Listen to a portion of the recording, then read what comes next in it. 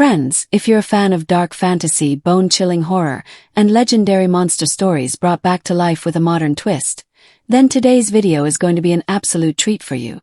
If you're visiting our channel for the first time, make sure to hit that subscribe button and stay with us till the very end, because what we're about to explore is nothing short of electrifying. Today, we're diving deep into the upcoming film Frankenstein 2025. A movie that promises to reimagine one of the most iconic tales in cinematic and literary history. This isn't your typical monster movie. Frankenstein 2025 takes the classic Gothic horror and gives it a fresh heartbeat, merging suspense, emotion, and cutting-edge visual effects that make it feel both timeless and brand new. In this video, we're going to talk about everything you need to know, what this movie is all about, how it stands apart from previous versions, and what kind of world this new adaptation is creating for its audience. We'll break down the film's concept, its tone, and how the story has been updated to fit today's generation of movie lovers while staying true to Mary Shelley's haunting vision. We'll also talk about where you can watch this film when it releases, whether it's hitting the big screen, premiering on a major OTT platform, or coming to your favorite satellite movie channel. I'll share all the information about its digital release schedule, streaming rights, and how you can experience it in the best way possible for the ultimate Frankenstein thrill. But that's just the beginning. We'll also go behind the scenes and talk in detail about the technical department, the cinematography that captures every flicker of lightning and shadow, the makeup and creature design that bring Frankenstein's monster terrifyingly to life, and the visual effects that push the boundaries of Gothic horror filmmaking. We'll explore the sound design and music department as well, discussing how the eerie score builds suspense, amplifies emotion, and immerses you fully into Frankenstein's haunting world. Alongside that, we'll uncover details about the production, everything from pre-production and concept development to the intense filming process and the final touches in post-production. You'll also get insights into the movie's estimated budget, the scale of its production, and the kind of box office impact it's expected to make once it hits theaters. And yes, we'll talk about the story too, the heart and soul of Frankenstein 2025. I'll give you a complete overview of the plot, its setting, its themes, and how it reinterprets the original story in a modern world filled with science, morality, and madness. You'll find out who's playing whom, which actor is taking on the role of the tormented Dr. Frankenstein, and who's stepping into the massive, tragic shoes of the creature itself. We'll also discuss how each actor's performance adds layers of depth and emotion, transforming this film into something more than just a horror. It's a tale about humanity, ambition, and the thin line between creation and destruction. To make it even more exciting, we'll go over some lesser-known facts and behind-the-scenes stories from the making of the film, how the creative team approached this legendary story, what challenges they faced, and what surprises fans can expect when the movie releases. And don't worry, I'll also give you my short review of the storyline, what works, what's different, and why this movie might just become one of the standout horror thrillers of the year. So, friends, make sure you watch this video till the very end, because there's a lot to uncover, and you won't want to miss a single detail. Frankenstein 2025 isn't just another remake. It's a resurrection. A story reborn for a new era, with heart, horror, and humanity at its core. Now let's dive right into the electrifying world of Frankenstein 2025 and see what makes this movie one of the most talked about films of the year.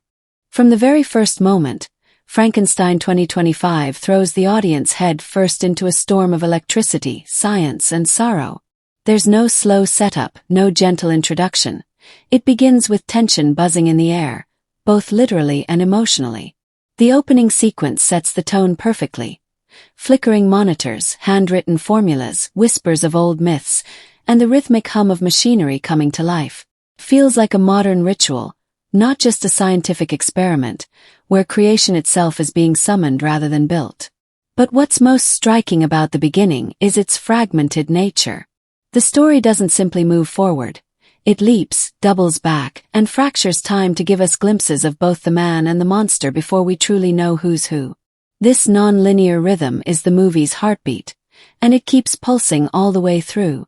The early scenes revolve around Dr. Victor, played with a blend of arrogance and vulnerability, as he pushes the limits of modern bioengineering. The movie reframes the 19th century Gothic tale into a sleek near-future world where life can be edited like code, and ethical lines blur faster than the flick of a switch. But beneath the lab coats and technology, the story remains deeply human. An obsession with playing God, the loneliness that drives it, and the fear of what happens when the creation mirrors the creator too closely. As Victor begins his work, we see flashes of his past, his personal losses, and his unrelenting guilt, woven seamlessly into the present-day narrative. These flashes are not random. They appear like memories intruding on reality, reminding us that Victor's experiments are as much about resurrecting his own broken heart as they are about scientific discovery. Then comes the turning point, the experiment. The moment of creation isn't treated as a single event, but rather as a sequence of emotional crescendos. The film cuts between two timelines, one in which Victor prepares the final stage of his experiment, and another where the creature already exists, wandering the world in confused isolation. It's through this dual structure that the audience understands creation as both miracle and curse, happening simultaneously in the past and present. When the creature finally opens its eyes, the scene doesn't play as horror, it plays as tragedy. There's a flicker of recognition, as if the monster remembers being human, and from that point onward, the story becomes less about survival and more about understanding. The first act establishes a delicate dance between the two main characters, the creator and the created. Their bond is never stable. It oscillates between compassion and resentment, between yearning and disgust. But the movie doesn't show this through simple dialogue. It uses mirrored imagery, reflections, and recurring motifs. Hands reaching through glass, shadows overlapping, half-heard voices, to express their connection. The story often slips into the creature's perspective, using distorted sound and dimmed lighting to make the world feel alien and threatening. This shift in viewpoint is one of the film's most fascinating techniques. It doesn't just tell us the creature's story, it makes us live inside it. As we move into the middle portion, the narrative becomes more experimental. The film introduces a secondary storyline in the form of a government inquiry into Victor's work, along with journal entries, leaked recordings, and media snippets that break the fourth wall of traditional storytelling. Through these, we learn that Victor's experiments are tied to a larger corporate project, something funded by people who view creation not as art or ethics, but as profit. This is where the tension truly ignites. It's not just one man versus his creation anymore. It's humanity versus its own ambition. Victor's lies begin to unravel, and the creature, now aware of its origin, starts to question not only its identity but its purpose. The midsection of the film builds emotional intensity as the creature attempts to communicate, to learn, and to belong, only to face the same rejection and fear that defined Mary Shelley's original monster. But unlike older adaptations, Frankenstein 2025 gives the creature intellect and introspection. It's not merely tragic, it's philosophical. It questions its creator, not out of vengeance at first, but out of longing for meaning. And this is where one of the story's most powerful turning points emerges. A quiet confrontation between Victor and the creature where both realize they are bound by the same isolation. It's a haunting exchange, one built on regret, recognition, and mutual incompleteness. That moment doesn't end in violence. It ends in silence, and it lingers long after. As the third act begins, the film's tone shifts from intimate to epic. The consequences of Victor's actions ripple outward, causing chaos in the scientific and political world. There's a growing sense of dread as the creature, hunted and betrayed, becomes a symbol of everything society refuses to understand. The story tightens around a cat-and-mouse structure, yet the emotional center remains deeply personal. Victor's pursuit of the creature becomes less about control and more about confession. He's chasing the one being who truly knows him. Meanwhile, the creature, once desperate for acceptance, begins to reject the idea of needing a creator at all. The story plays with mirrors again, two figures circling each other in a world that made them both monsters in different ways. The climax is a masterstroke of emotional and narrative symmetry. Instead of a typical battle between man and monster, it becomes a collision of ideals. The scene unfolds in an abandoned facility, echoing the lab where it all began. As lightning illuminates the crumbling structure, past and present blur, the film splices in flashbacks of Victor's early experiments, his moments of doubt, and the creature's earliest memories. feels as though time itself is breaking apart. When the confrontation happens, it's less a fight and more an exchange of truths. The creature demands accountability. Victor demands forgiveness. The viewer is left unsure who to root for, because both are right and both are wrong. Thematically, this is where Frankenstein 2025 shines brightest. It's not simply about horror, it's about creation, identity, morality, and legacy. Questions what happens when humans build things they cannot emotionally sustain. It asks if love without responsibility is cruelty, and if progress without empathy is destruction. The final act pulls everything together not through resolution, but through reflection. Just when you think the story has ended, it reopens through another layer. A journal, a memory, a file discovered years later, suggesting that the cycle of creation and consequence never truly stops. In its final sequences, the movie becomes hauntingly poetic. The creature's monologue isn't rage-filled. It's contemplative, a lament for both itself and its maker.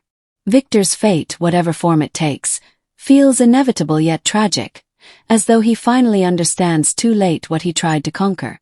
The film ends with overlapping imagery, the flicker of old lab lights fading out, the hum of machinery winding down, and the echo of a human heartbeat that may or may not belong to either of them.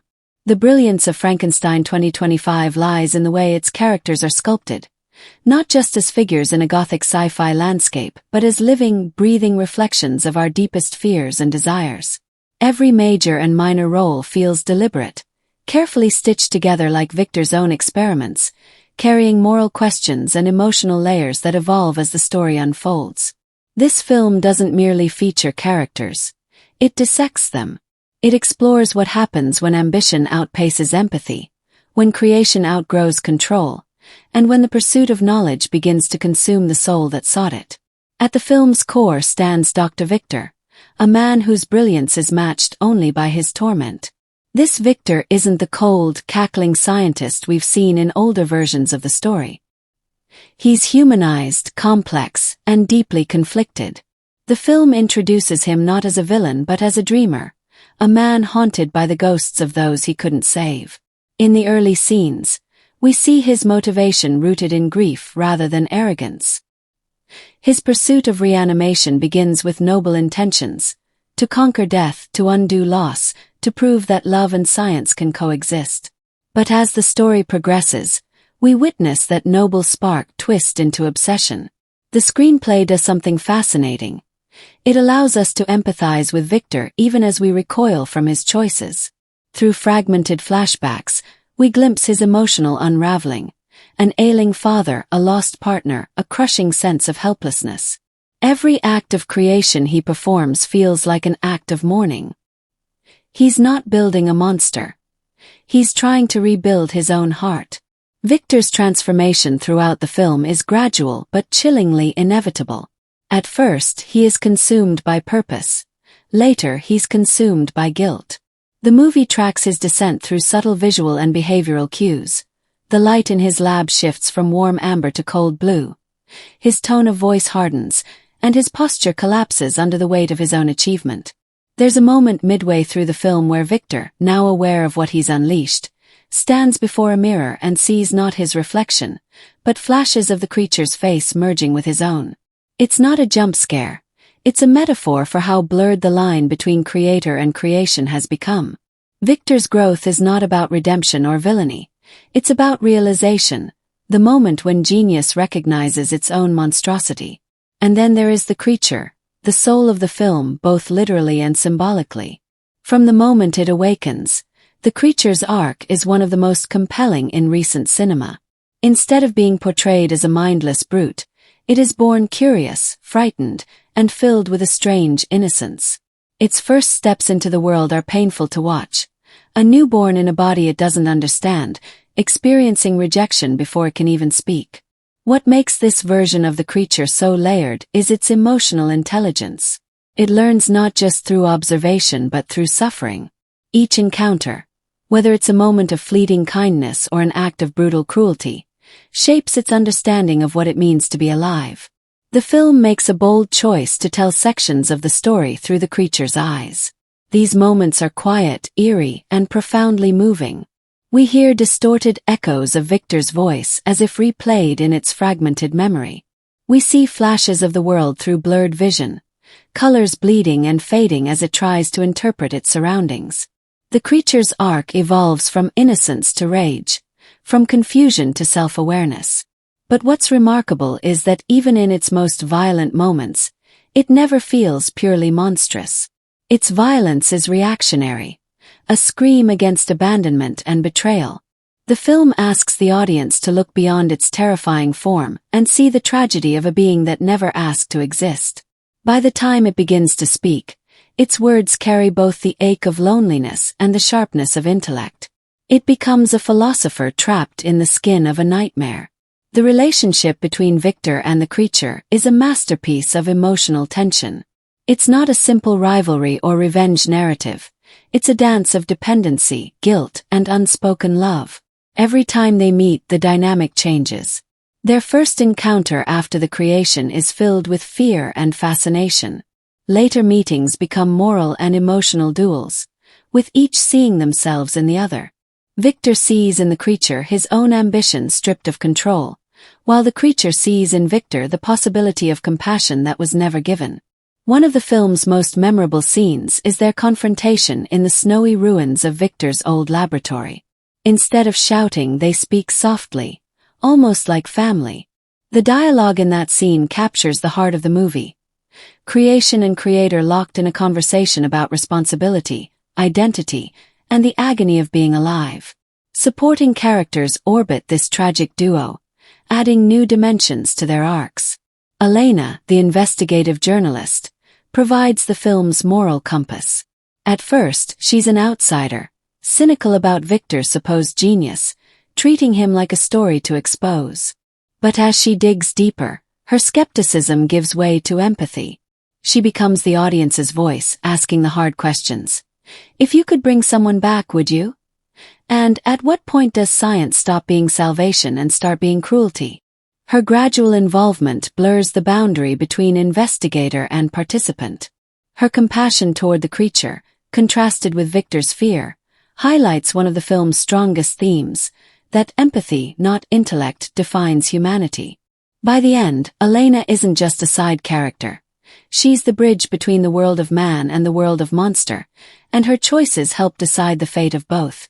Marcus, Victor's mentor, serves as a shadow version of him, a man who represents the system that created Victor's ambition but abandoned responsibility. His relationship with Victor is one of respect, rivalry, and regret. He warns Victor early in the film that, to make life is to bear its consequences, a warning that goes unheeded. Marcus's role deepens the story's philosophical layers. He stands for the older generation of scientists who believed in boundaries, now watching those boundaries dissolve. His character arc, moving from disapproval to reluctant assistance and finally to devastation, mirrors the audience's own moral conflict. In one late scene, he confesses that he once attempted a similar experiment and failed. That revelation reframes Victor's entire pursuit. Perhaps this obsession was never truly his alone but inherited from those who came before. Even the minor characters, lab technicians, security officers, media voices, add texture to the film's world. They embody society's fragmented reaction to creation. Some see Victor as a visionary, others as a criminal. Some pity the creature, others want it destroyed. Each character becomes a reflection of humanity's divided conscience, showing how easily wonder turns to fear. Their interactions with both Victor and the creature shape how the central conflict evolves. A lab assistant's act of mercy leads to catastrophe. A government official's decision to weaponize Victor's research becomes the spark for chaos. These smaller arcs ripple through the narrative, proving that even in a story about monsters, it's the human choices that create the real danger. The performances in Frankenstein 2025 are nothing short of a haunting symphony of emotion, intensity, and raw humanity. Each actor steps into this Gothic world not as a performer chasing spectacle, but as a storyteller channeling the fear, fascination, and sorrow that make this tale timeless. The film's emotional power doesn't come from its monsters or its lightning. It comes from the people who bring those moments to life with such conviction that you can't look away. At the center of this tragic storm stands the actor portraying Dr. Victor Frankenstein, a man whose brilliance burns so brightly it threatens to consume him. This is not the caricature of a raving scientist shouting about creation and power. It's a deeply nuanced portrayal of obsession born out of pain. The actor approaches Victor as both visionary and victim, a man grieving loss and seeking redemption in the most dangerous way possible. In his performance, you can see the layers of a human being coming undone piece by piece. His hands shake with both excitement and fear when his experiment nears completion. His voice trembles between pride and desperation, and his eyes, haunted, hollow, yet hungry for validation, say more than any line of dialogue ever could. The brilliance of this performance lies in how it makes you understand him even when you want to condemn him. Opposite him stands the creature, portrayed by an actor who delivers one of the most physically and emotionally demanding performances in modern horror cinema.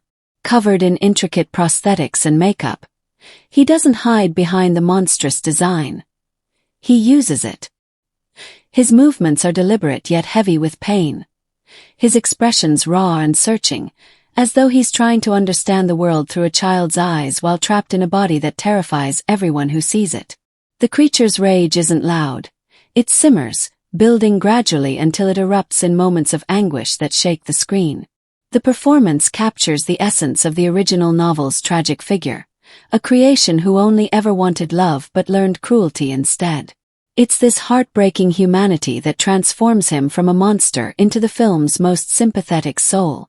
When these two forces share the screen, the result is magnetic.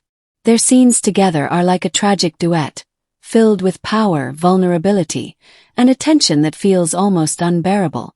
The dialogue becomes secondary to the emotion between them.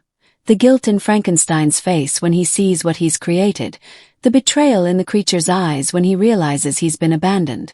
Every confrontation between them becomes a moral storm, a reflection of man versus God, father versus son, creation versus creator. Their chemistry is not just dramatic, it's elemental. But Frankenstein 2025 isn't carried by its leads alone. The supporting cast adds emotional depth and world-building that make the story feel grounded. The actress playing Elizabeth, Victor's fiancée, delivers a performance full of quiet pain and moral clarity. She embodies compassion in a world spiraling into madness, serving as both conscience and emotional anchor. Her scenes bring stillness to the chaos, moments where love and humanity briefly pierce the gloom. Her emotional breakdowns and her silent strength give the film's themes of loss and responsibility a deeply personal resonance. Then there are the secondary players, the loyal friend who watches Victor's descent with helpless fear, the skeptical mentor who sees the warning signs too late, and the terrified villagers who become symbols of society's fear of the unknown. Each actor commits fully, never feeling like background noise. They inhabit their roles with authenticity, giving the story texture and rhythm. Even a fleeting glance or a whispered line in the background adds to the mounting sense of dread that surrounds Frankenstein's world. Another standout element is how the cast uses silence. The film doesn't rely on constant dialogue to convey emotion. Instead, it lets the performances breathe. The moments where Frankenstein stares at his creation, wordless and trembling, or when the creature looks at a flickering candle in wonder, those quiet beats are some of the most powerful in the entire film. The actors understand that sometimes the most terrifying thing isn't the scream, it's the stillness before it. It's also worth noting how the physicality of the performances enhances the storytelling. The creature's lumbering gait, the doctor's frantic energy, the fearful recoil of townspeople, all choreographed but natural, almost dance-like in their precision. Every movement contributes to the film's visual rhythm, turning human bodies into instruments of emotion. Even the smaller roles, servants, scientists, villagers, bystanders, are cast with care. No one feels disposable. Each performance feeds the film's atmosphere of dread and tragedy. You can sense the unease ripple through every interaction, as though the entire cast is caught in Frankenstein's storm of creation and destruction. What truly makes these performances remarkable is the collective tone the cast achieves. Every actor, from lead to extra, seems to operate within the same emotional universe. Melancholy, Gothic, and charged with tension. No one overacts or underplays. Instead, they find the perfect balance between theatrical grandeur and emotional realism. The result is a film that feels immersive, believable, and devastatingly human. Frankenstein 2025 thrives not because of its visual spectacle, but because of the living, breathing performances that fill it. The actors don't just portray their characters, they embody the film's very soul. They remind us that horror is not just about what lurks in the dark, it's about what lives inside us, the ambition, the loneliness, the guilt, and the longing to be understood. This cast doesn't merely perform those feelings, they resurrect them.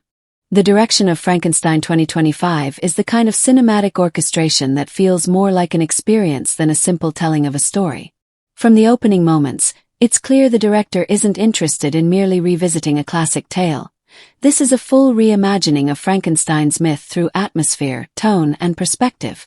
Every decision, from how the camera lingers on a heartbeat to how silence can feel louder than thunder, is meticulously designed to pull the audience into Victor Frankenstein's tortured psyche.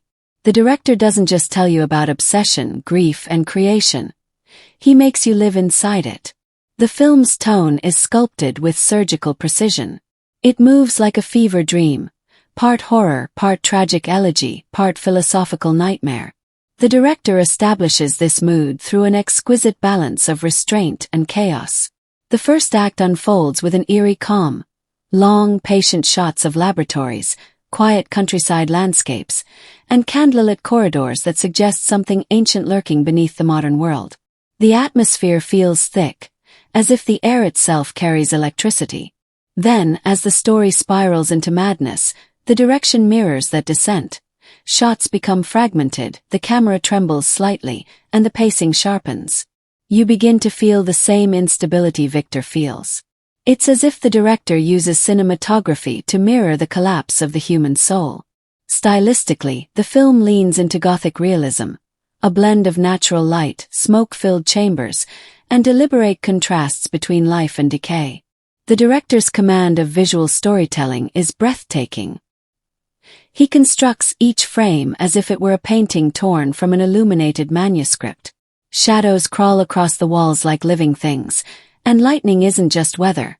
It's a visual heartbeat that punctuates key emotional shifts. Even the choice of color feels psychological.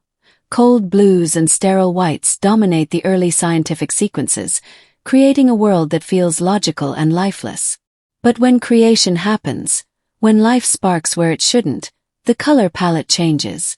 Suddenly there are golds, bruised purples, and sickly greens, suggesting that something divine and corrupted has entered the frame. The director's handling of pacing is equally deliberate.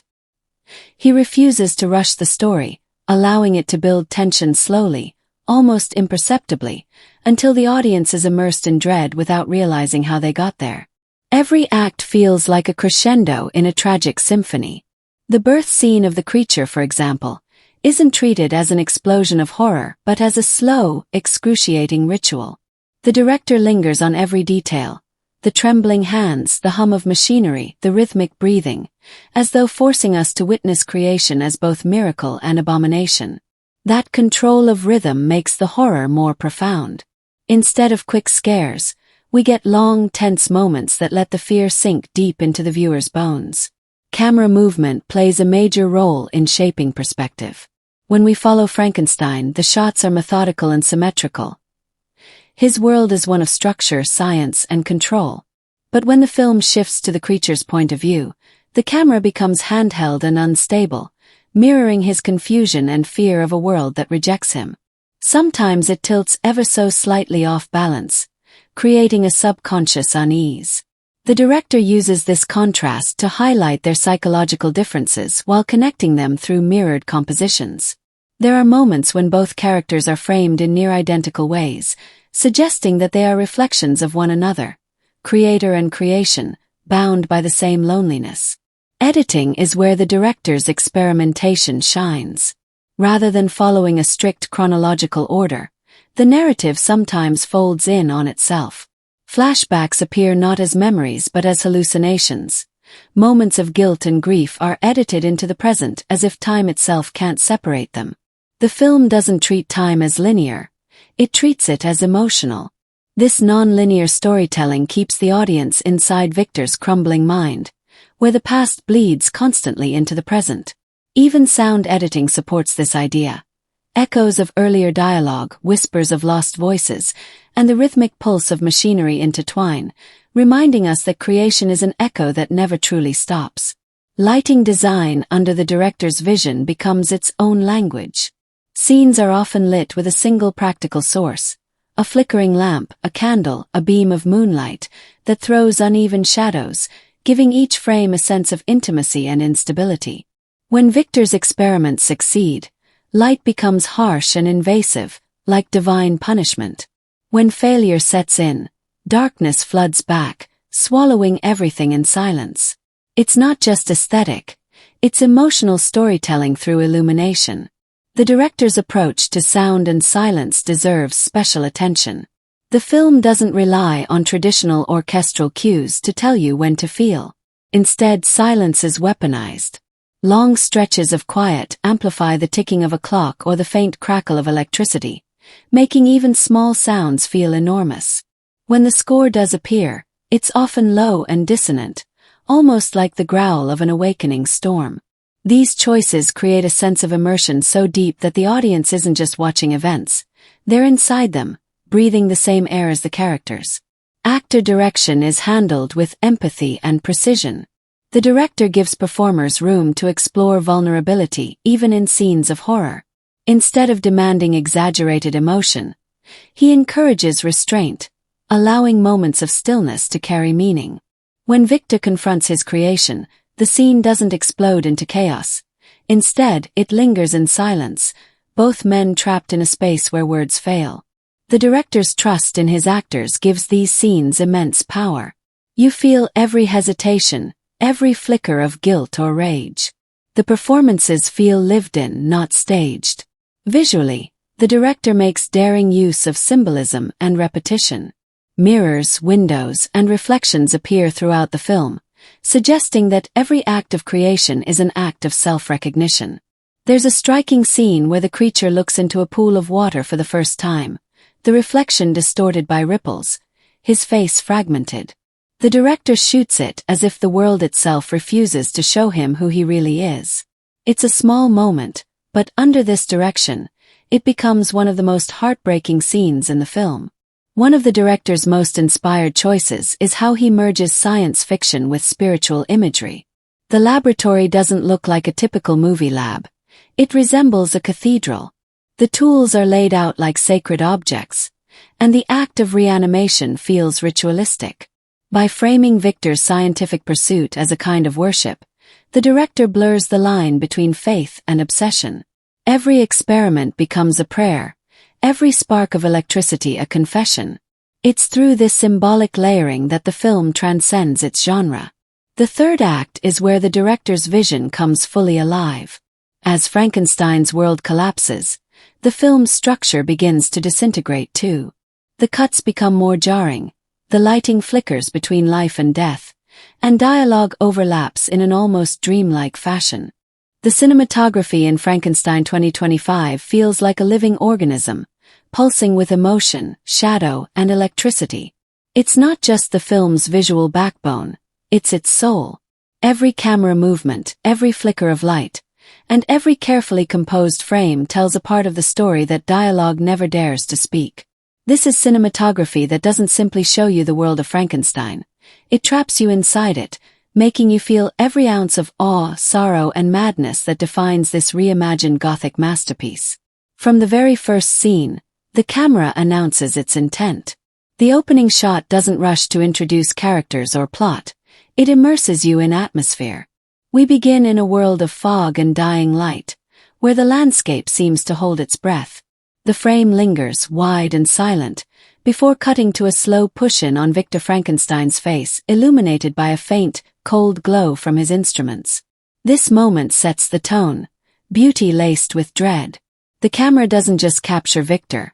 It studies him like one of his own experiments.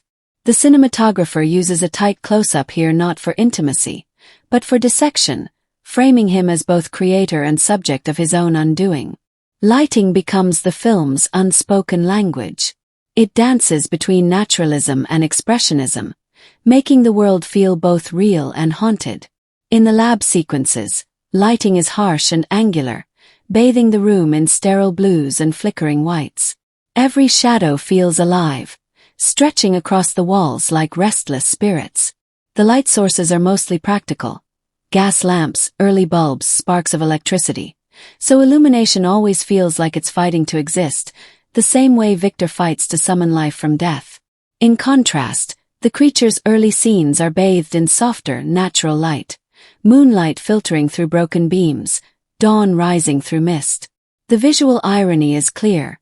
The monster's world feels more human than the creator's. The cinematographer uses these contrasts to visually express the film's central paradox. The man of science lives in darkness, while his unnatural creation first meets the world in light. Framing throughout the film is meticulously calculated, every composition layered with meaning. The cinematographer frequently places Victor in tight, claustrophobic frames that close in around him.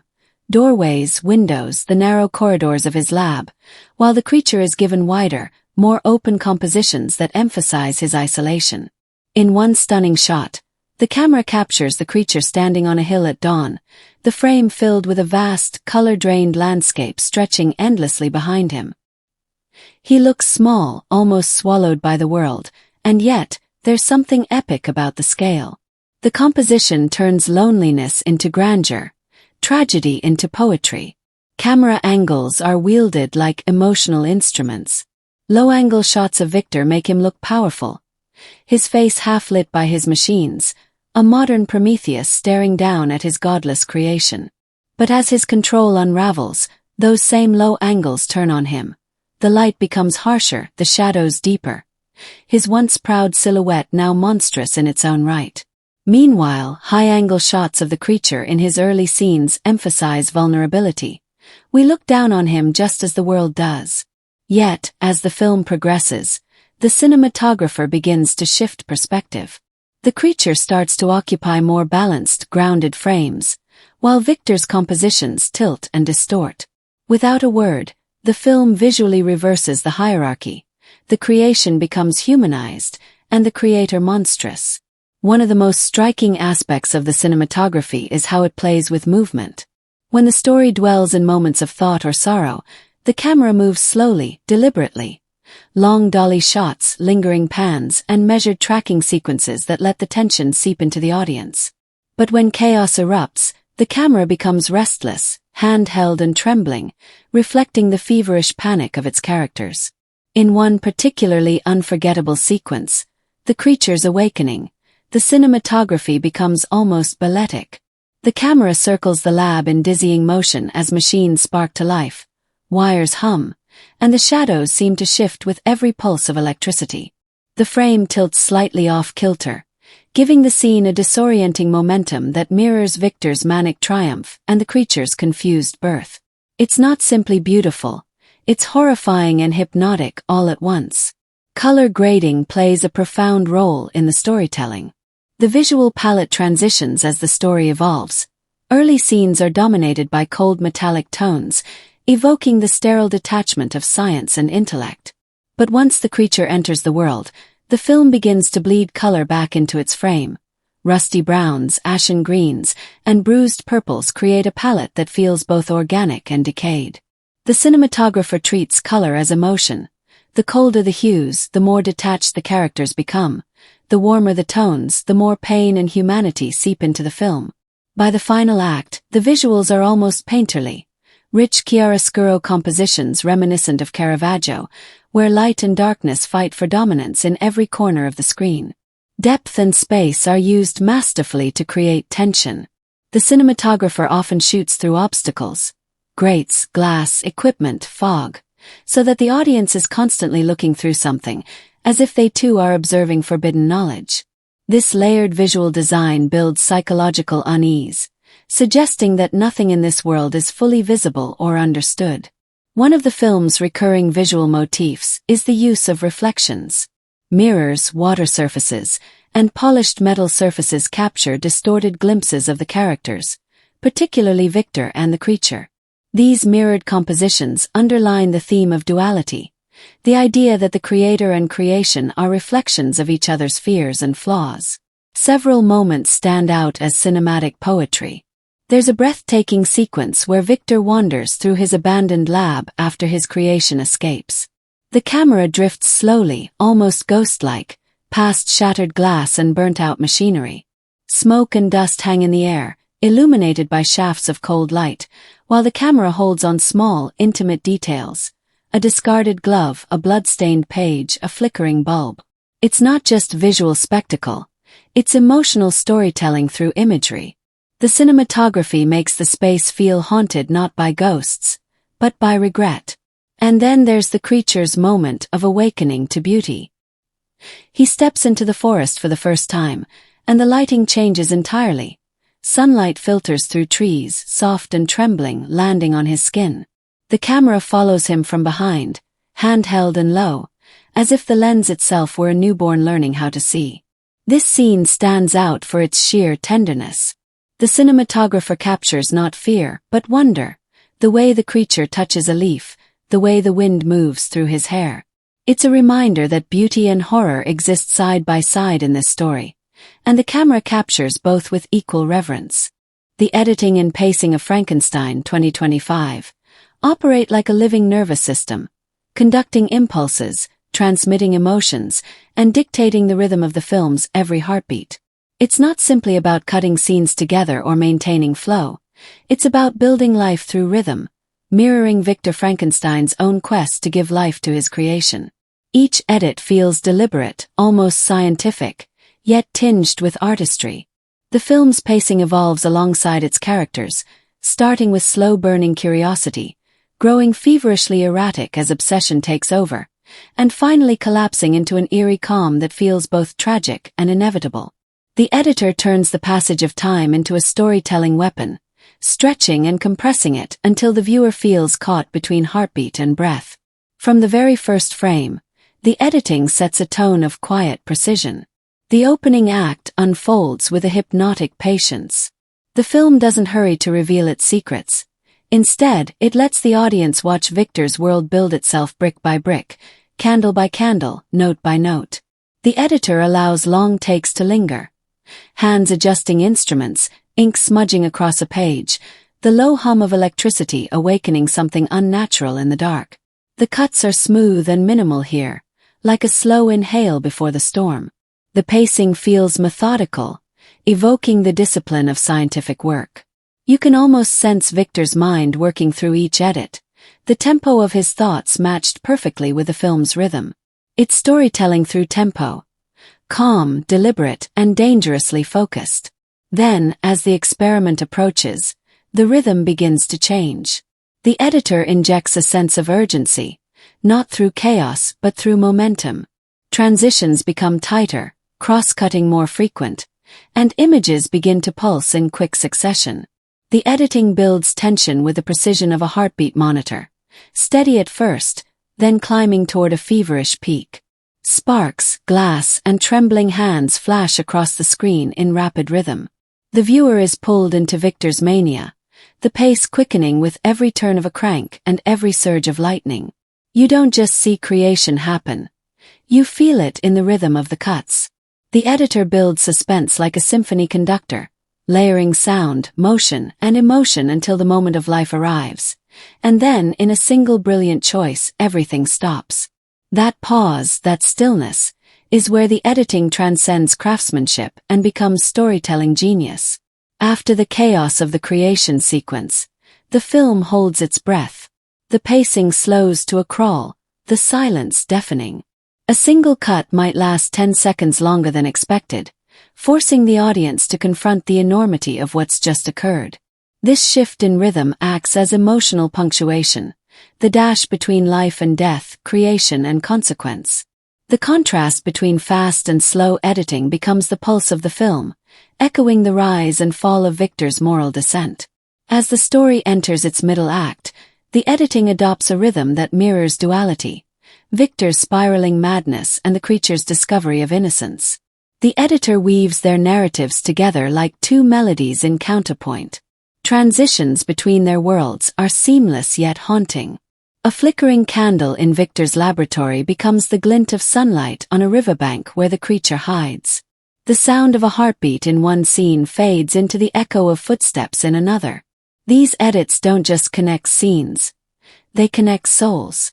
The pacing during this portion feels fluid but uneasy, like a dream teetering between serenity and nightmare. The editor plays with time, using dissolves, match cuts, and subtle overlaps to give the sense that past and present coexist, because for these two beings they always do. This section also showcases the film's remarkable control over rhythm. Where many horror films rely on rapid editing to force fear, Frankenstein 2025 does the opposite. It draws tension from restraint. The editor allows scenes to stretch until discomfort sets in, using silence as a weapon. In one sequence, Victor searches for his escaped creation through his dimly lit estate. The camera follows him in a long, unbroken shot, the only sound the creak of floorboards. Just when the silence becomes unbearable, a sharp cut to a fleeting glimpse of the creature's shadow hits like a jolt. The pacing of these moments manipulates audience anxiety with precision. The rhythm of editing itself becomes the scare. At the same time, when emotion swells, whether in terror or tenderness, the editing breathes with the characters. During the creature's early encounters with the natural world, the pacing slows again. The editor lingers on gestures, a hand brushing against a tree, a gaze lifted to the sky. The cuts here are gentle, almost invisible. The rhythm feels organic, echoing the creature's gradual awakening to life. This is where the film's pacing becomes deeply human. The tempo softens to match curiosity and wonder, creating a sense of empathy that builds subconsciously. The mid to late sections of the film begin to fracture in rhythm, mirroring the collapse of Victor's sanity. The editing grows jagged, unpredictable. Cuts interrupt each other. Flashbacks invade the present. The editor starts layering overlapping sounds, blending timelines until you're no longer sure if you're in Victor's memory or reality. The pacing becomes a reflection of obsession. Fast, disjointed, erratic. In one particularly powerful scene, Victor's face flickers between pride and horror as the editing slices between his first glimpse of the living creature and his later guilt-ridden despair. The rhythm itself becomes a metaphor for psychological disintegration. When the story reaches its emotional peak, the confrontation between creator and creation, the editing turns into a battlefield of rhythm. The cuts come fast and hard, breaking continuity. The camera shifts angles abruptly, faces appear and vanish in flickers, and the sound editing syncs with every cut like a heartbeat skipping. The pacing destabilizes intentionally. It's not meant to be smooth. The disorientation is the point. You can feel Victor's mind unraveling through the pace of the edit. Then, right when you expect more chaos, the editor pulls back again. The silence returns. Long pauses between lines, extended close-ups, and wide still frames give the climax an unbearable tension that feels frozen in time.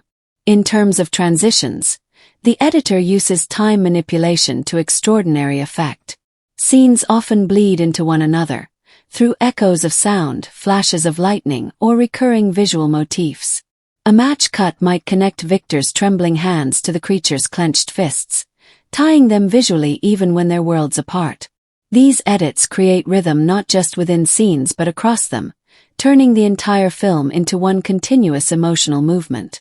The pacing doesn't simply keep you watching. It carries you like a current through grief, horror, and revelation. The film's pacing never falls into the trap of predictability.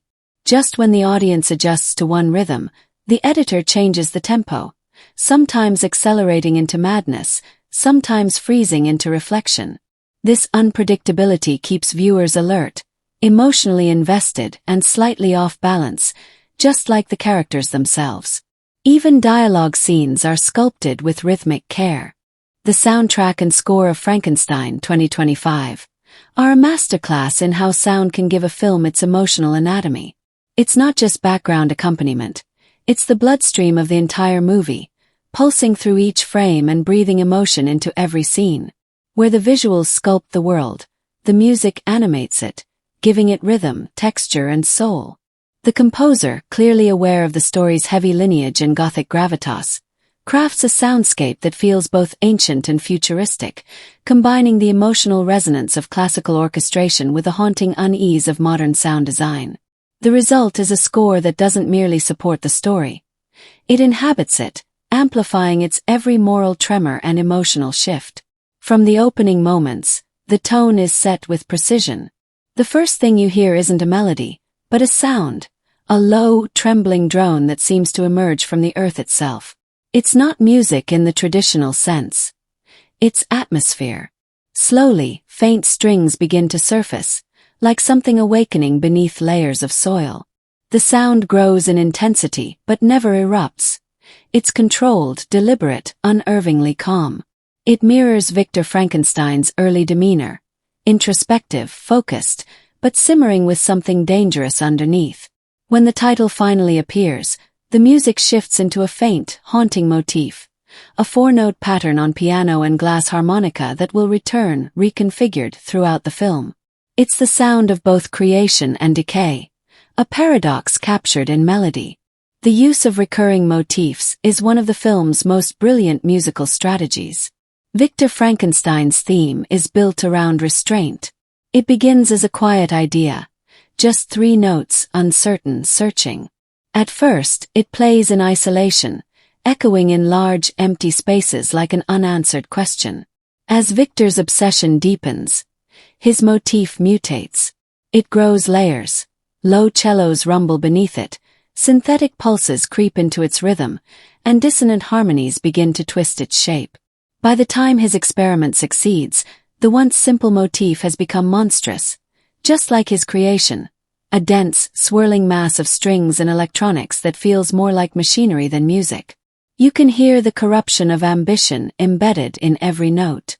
The creature's theme, in contrast, is heartbreakingly innocent. It's first heard when the creature takes its first breath, a fragile lullaby played on a single clarinet, almost hesitant to be born. The melody itself is simple, composed of small intervals that repeat like a child learning to hum. As the creature begins to experience the world, this motif appears in different forms, sometimes as a music box tune, other times as a whisper of choir voices, or faintly hummed by wind through trees. The composer humanizes the monster not with grand orchestration, but with intimacy. And in the film's final act, when the creature's fate intertwines again with its creators, both motifs, Victor's and the creature's, collide. They intertwine in a tragic duet, neither overpowering the other, merging into a dissonant harmony that feels both inevitable and deeply sad. Silence, however, is the score's most powerful instrument. The composer understands that silence can speak volumes when used with precision. After the frenzy of the creation scene, filled with electric rhythms, industrial clangs, and rising orchestral dissonance, the moment the creature opens its eyes is met with utter quiet. No music, no sound, just the faint sound of breathing. That single choice heightens the gravity of the moment more than any musical flourish could.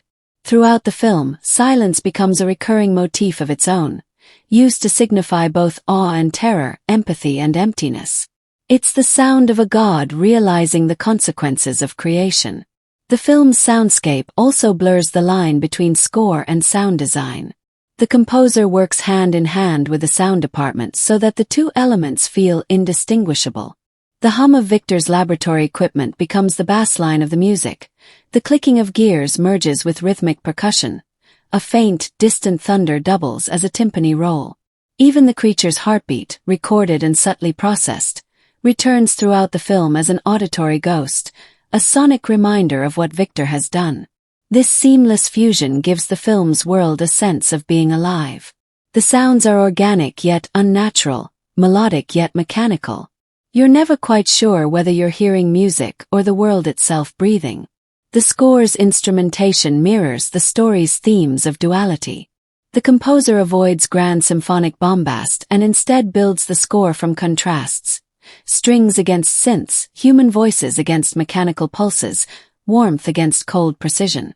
Traditional instruments like violins, cellos, and piano are recorded close to the microphone, so their imperfections, fingers sliding on strings, breath between notes, are preserved. It makes the music feel tactile, almost human. But layered atop these are synthetic sounds, digital distortions, processed static, oscillating drones, that represent the unnatural, the constructed, the experiment. The music constantly negotiates between these two sonic worlds, just as Victor negotiates between science and soul.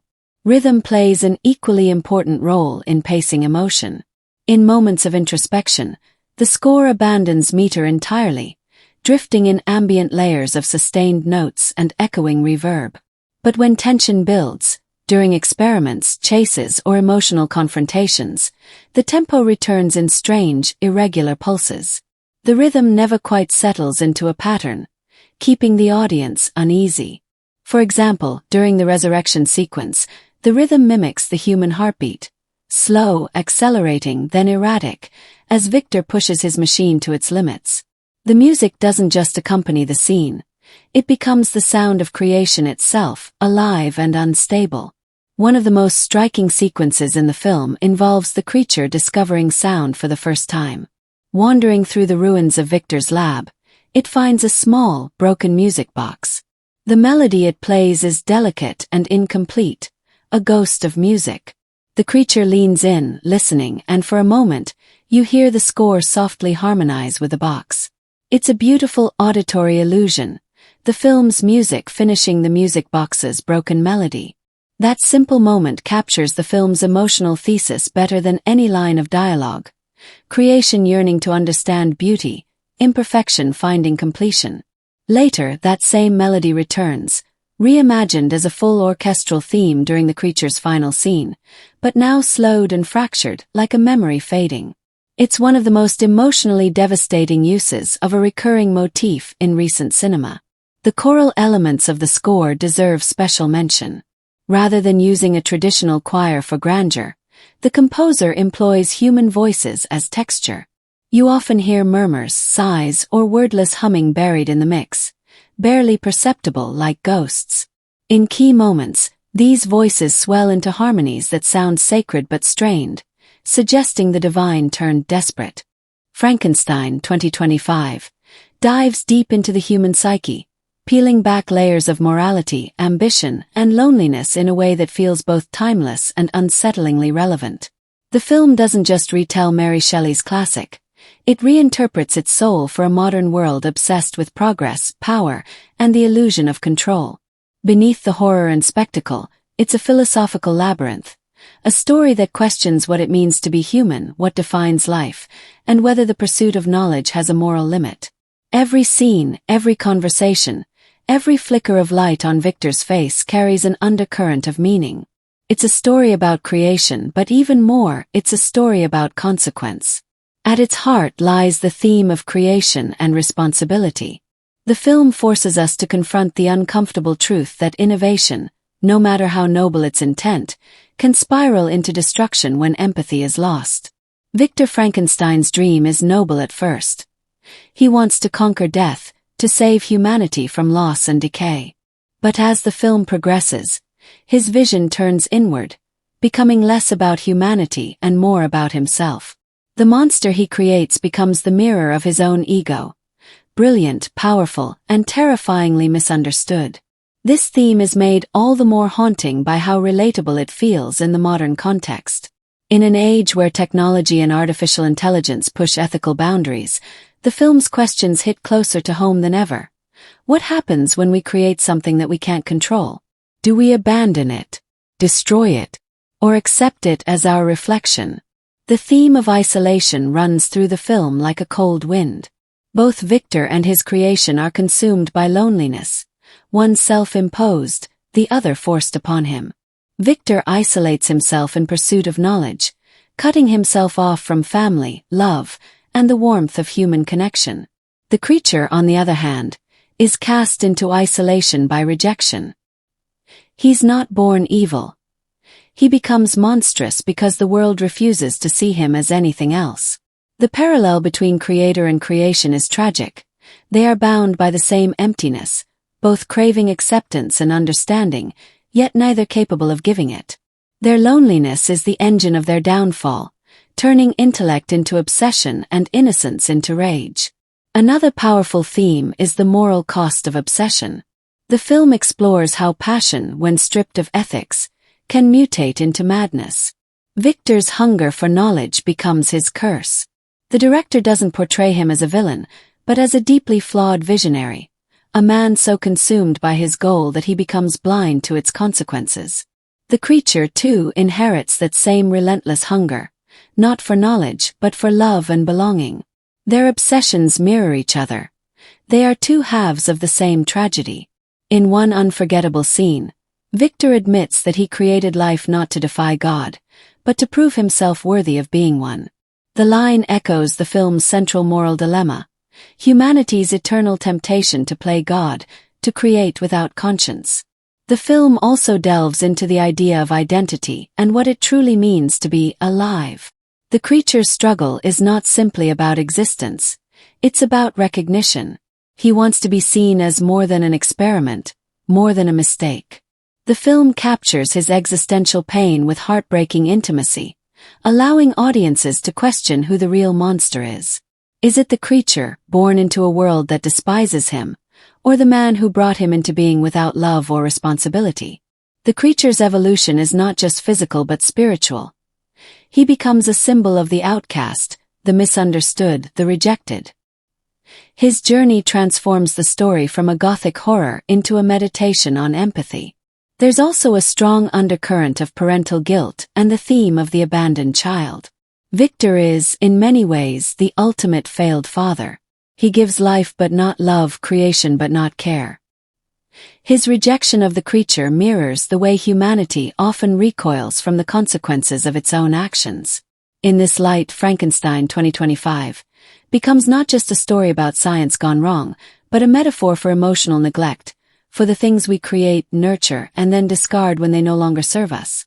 The creature's vengeance isn't born of evil.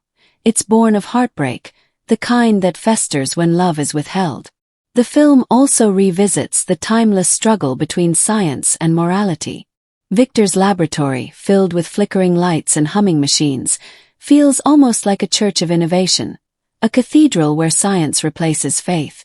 The visual storytelling reinforces this tension. Bright artificial light clashes with deep, shadowy interiors, symbolizing the blurred line between enlightenment and hubris. Through this imagery, the film asks whether humanity's pursuit of progress has crossed into arrogance. Are we trying to create miracles, or are we simply afraid of our mortality? The movie doesn't answer these questions outright. It invites the audience to wrestle with them, leaving room for interpretation long after the credits roll. Another fascinating theme woven throughout is the nature of monstrosity itself. What makes something monstrous, the way it looks or the way it acts? The creature's physical deformity contrasts with Victor's moral corruption, forcing the audience to reconsider their definition of the word monster.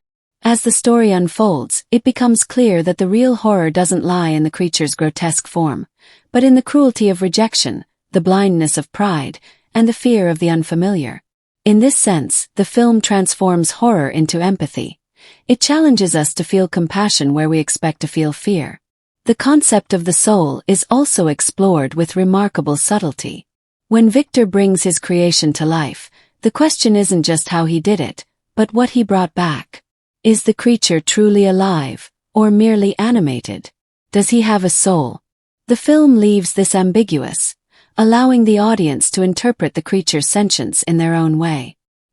His emotional responses, fear, curiosity, grief, suggest that he is more human than his creator ever was.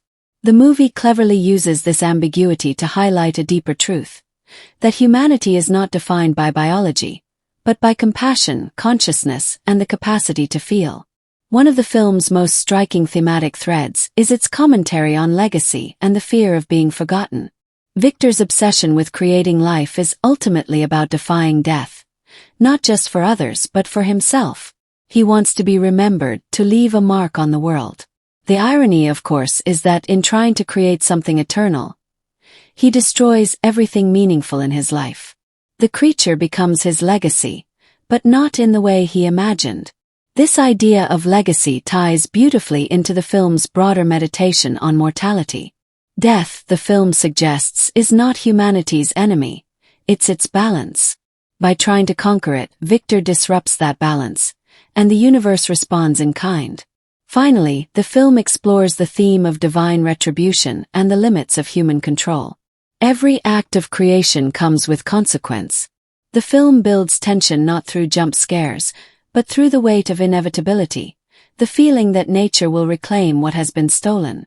When the final act unfolds and Victor's world begins to unravel, it doesn't feel like punishment.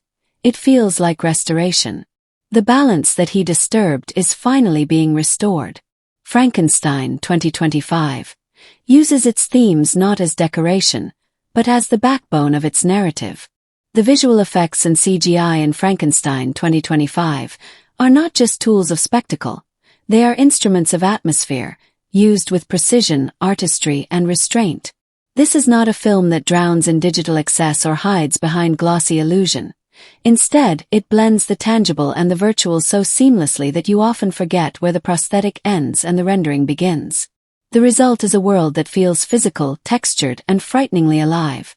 A place where you can almost smell the ozone in the laboratory air, feel the damp chill of stone walls, and sense the eerie pulse of life flickering in the creature's veins. Every frame is carefully engineered to ground the supernatural in realism, making the monstrous believable and the scientific miraculous. The film's approach to visual effects is rooted in philosophy rather than flash. The director reportedly pushed for a return to cinematic tactility, ensuring that practical effects formed the backbone of the film's visuals, with CGI used to enhance, not replace. This philosophy is visible in the creature itself, a marvel of prosthetic artistry. The creature's body is a patchwork of textures: scarred flesh, stitched sinew, and veins that pulse faintly beneath translucent skin. All of this was created physically on set using layered prosthetics and airbrushed silicone, giving the camera something real to capture. Digital artists then stepped in to refine, not overwrite, subtly enhancing muscle contractions, adjusting color tones, and adding the faint glimmer of moisture that suggests life where there should be none. The result is unsettlingly authentic. When the creature blinks, it's a fusion of actors' performance, animatronic mechanics, and digital nuance, all merging into one convincing presence. One of the most striking elements of the visual storytelling is how seamlessly the effects blend with the film's lighting and cinematography. The VFX team worked in lockstep with the camera department from pre-production, using detailed lighting references and volumetric scans of sets so that digital elements would respond to real-world illumination. This is why every spark, particle of dust, or electrical arc feels part of the same universe. The film's visual tone, a mix of cold steel, candlelight, and storm gray shadow, carries through every effect. The glow from the laboratory equipment flickers across the creature's skin in a way that feels organically integrated. The lightning that streaks through the sky during the resurrection sequence doesn't just illuminate the scene, it interacts with it. Reflections in the metal instruments and water pools shimmer realistically, anchoring the visual chaos in believable physics. That resurrection sequence, in particular, is a showpiece of hybrid technique, a masterclass in blending practical and digital craft. Instead of relying on fully CG environments, the filmmakers built the entire lower half of the laboratory set with working machinery, wires, and chemical tanks. Real fluids bubbled, steam hissed, sparks flew. The digital enhancements came later. Arcs of energy, the faint shimmer of static in the air, the swirling interplay of electricity and smoke, all carefully layered in post-production to give the moment a sense of grandeur without losing its visceral edge. The lightning effects were created using a mix of real electrical discharges filmed on a miniature set and composited using particle simulations. What makes the sequence extraordinary is its realism. It feels dangerous, unpredictable, alive. The lightning isn't just a background flourish. It's an active participant in the creation of life. In outdoor sequences, the VFX philosophy shifts from spectacle to subtlety. The landscapes are partly real, partly extended through CGI, but the transitions are invisible.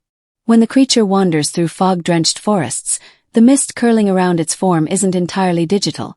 On-set smoke machines provided the base layer, while digital artists later added density, volume, and small reactive particles that catch the light in just the right way. Even the moonlight filtering through the trees feels sculpted by both practical lighting and post-production compositing. There's a painterly quality to these scenes, the kind of visual poetry that evokes both beauty and melancholy. And yet, beneath that beauty lies technical precision. Digital snow that reacts to the creature's movement, leaves that flutter realistically as he brushes past, footprints that form and dissolve in mud with convincing physics. These details matter, because they're what keep the fantasy anchored to something tangible. The film also uses CGI to convey psychological distortion.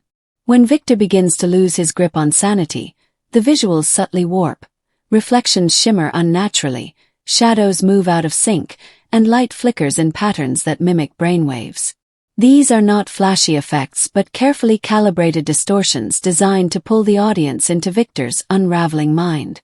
Digital compositing layers images in ways that echo his fractured consciousness. Ghostly figures appear in glass reflections, machinery bends at impossible angles for split seconds, and scenes dissolve into each other with unnerving fluidity. It's an inspired use of VFX as metaphor, where technology doesn't just depict events, but embodies madness. The balance between practical and digital extends to the creature's movement as well.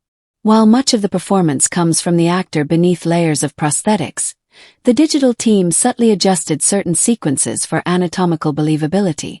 Motion capture was used sparingly, mostly to augment natural movement. For example, when the creature runs or climbs, his physical momentum looks heavy and grounded, thanks to the actor's on-set performance.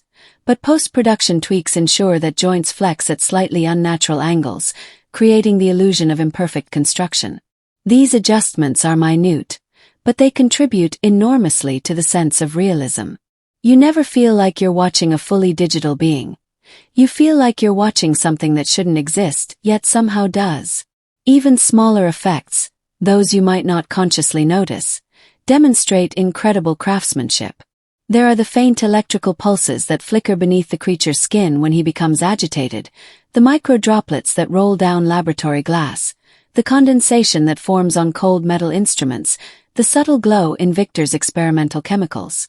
Each of these details is meticulously composited, grounded in real physical references, and timed with the film's sound design. Sparks crackle in sync with the score's rhythm.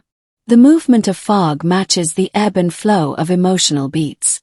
Nothing feels random. Everything feels designed to pull the audience deeper into the film's world. The set design and locations in Frankenstein 2025 operate on a grand, almost operatic scale, transforming every frame into an intricate tapestry of art direction, architecture, and emotional resonance. What makes the production design so extraordinary is that it never settles for surface-level beauty. Instead, every brick, every beam of light, and every echoing corridor serves a narrative function. The visual world of the film is not just a backdrop. It is an external manifestation of the character's inner turmoil, ambitions, and moral decay. The result is a cinematic environment that feels immersive, textured, and palpably alive. The production designers, working closely with the director and cinematographer, create a universe that exists at the crossroads of the Enlightenment and the macabre, a world simultaneously reaching for divine knowledge and drowning in Gothic darkness. From the very first establishing shot, Frankenstein 2025 announces its visual ambition. The opening sequence takes us across sprawling landscapes bathed in icy light, snow-capped peaks, frozen rivers, mist-shrouded valleys, until the camera settles on Victor Frankenstein's ancestral estate. The castle rises like a jagged scar against the skyline, part fortress, part mausoleum, its windows flickering faintly with the light of unspeakable experiments. The exterior was constructed using a blend of practical architecture and digital augmentation, combining real stonework and model miniatures with computer-generated extensions to achieve a scale that feels both monumental and tactile. The result is a location that feels truly ancient, as though it has weathered centuries of ambition, despair, and secrecy. You can almost sense the ghosts of the past lingering in its corridors, whispering warnings that Victor refuses to hear. Inside, the set design transitions from grand to intimate, from Gothic majesty to claustrophobic obsession. The laboratory, the centerpiece of the production, is a triumph of design ingenuity.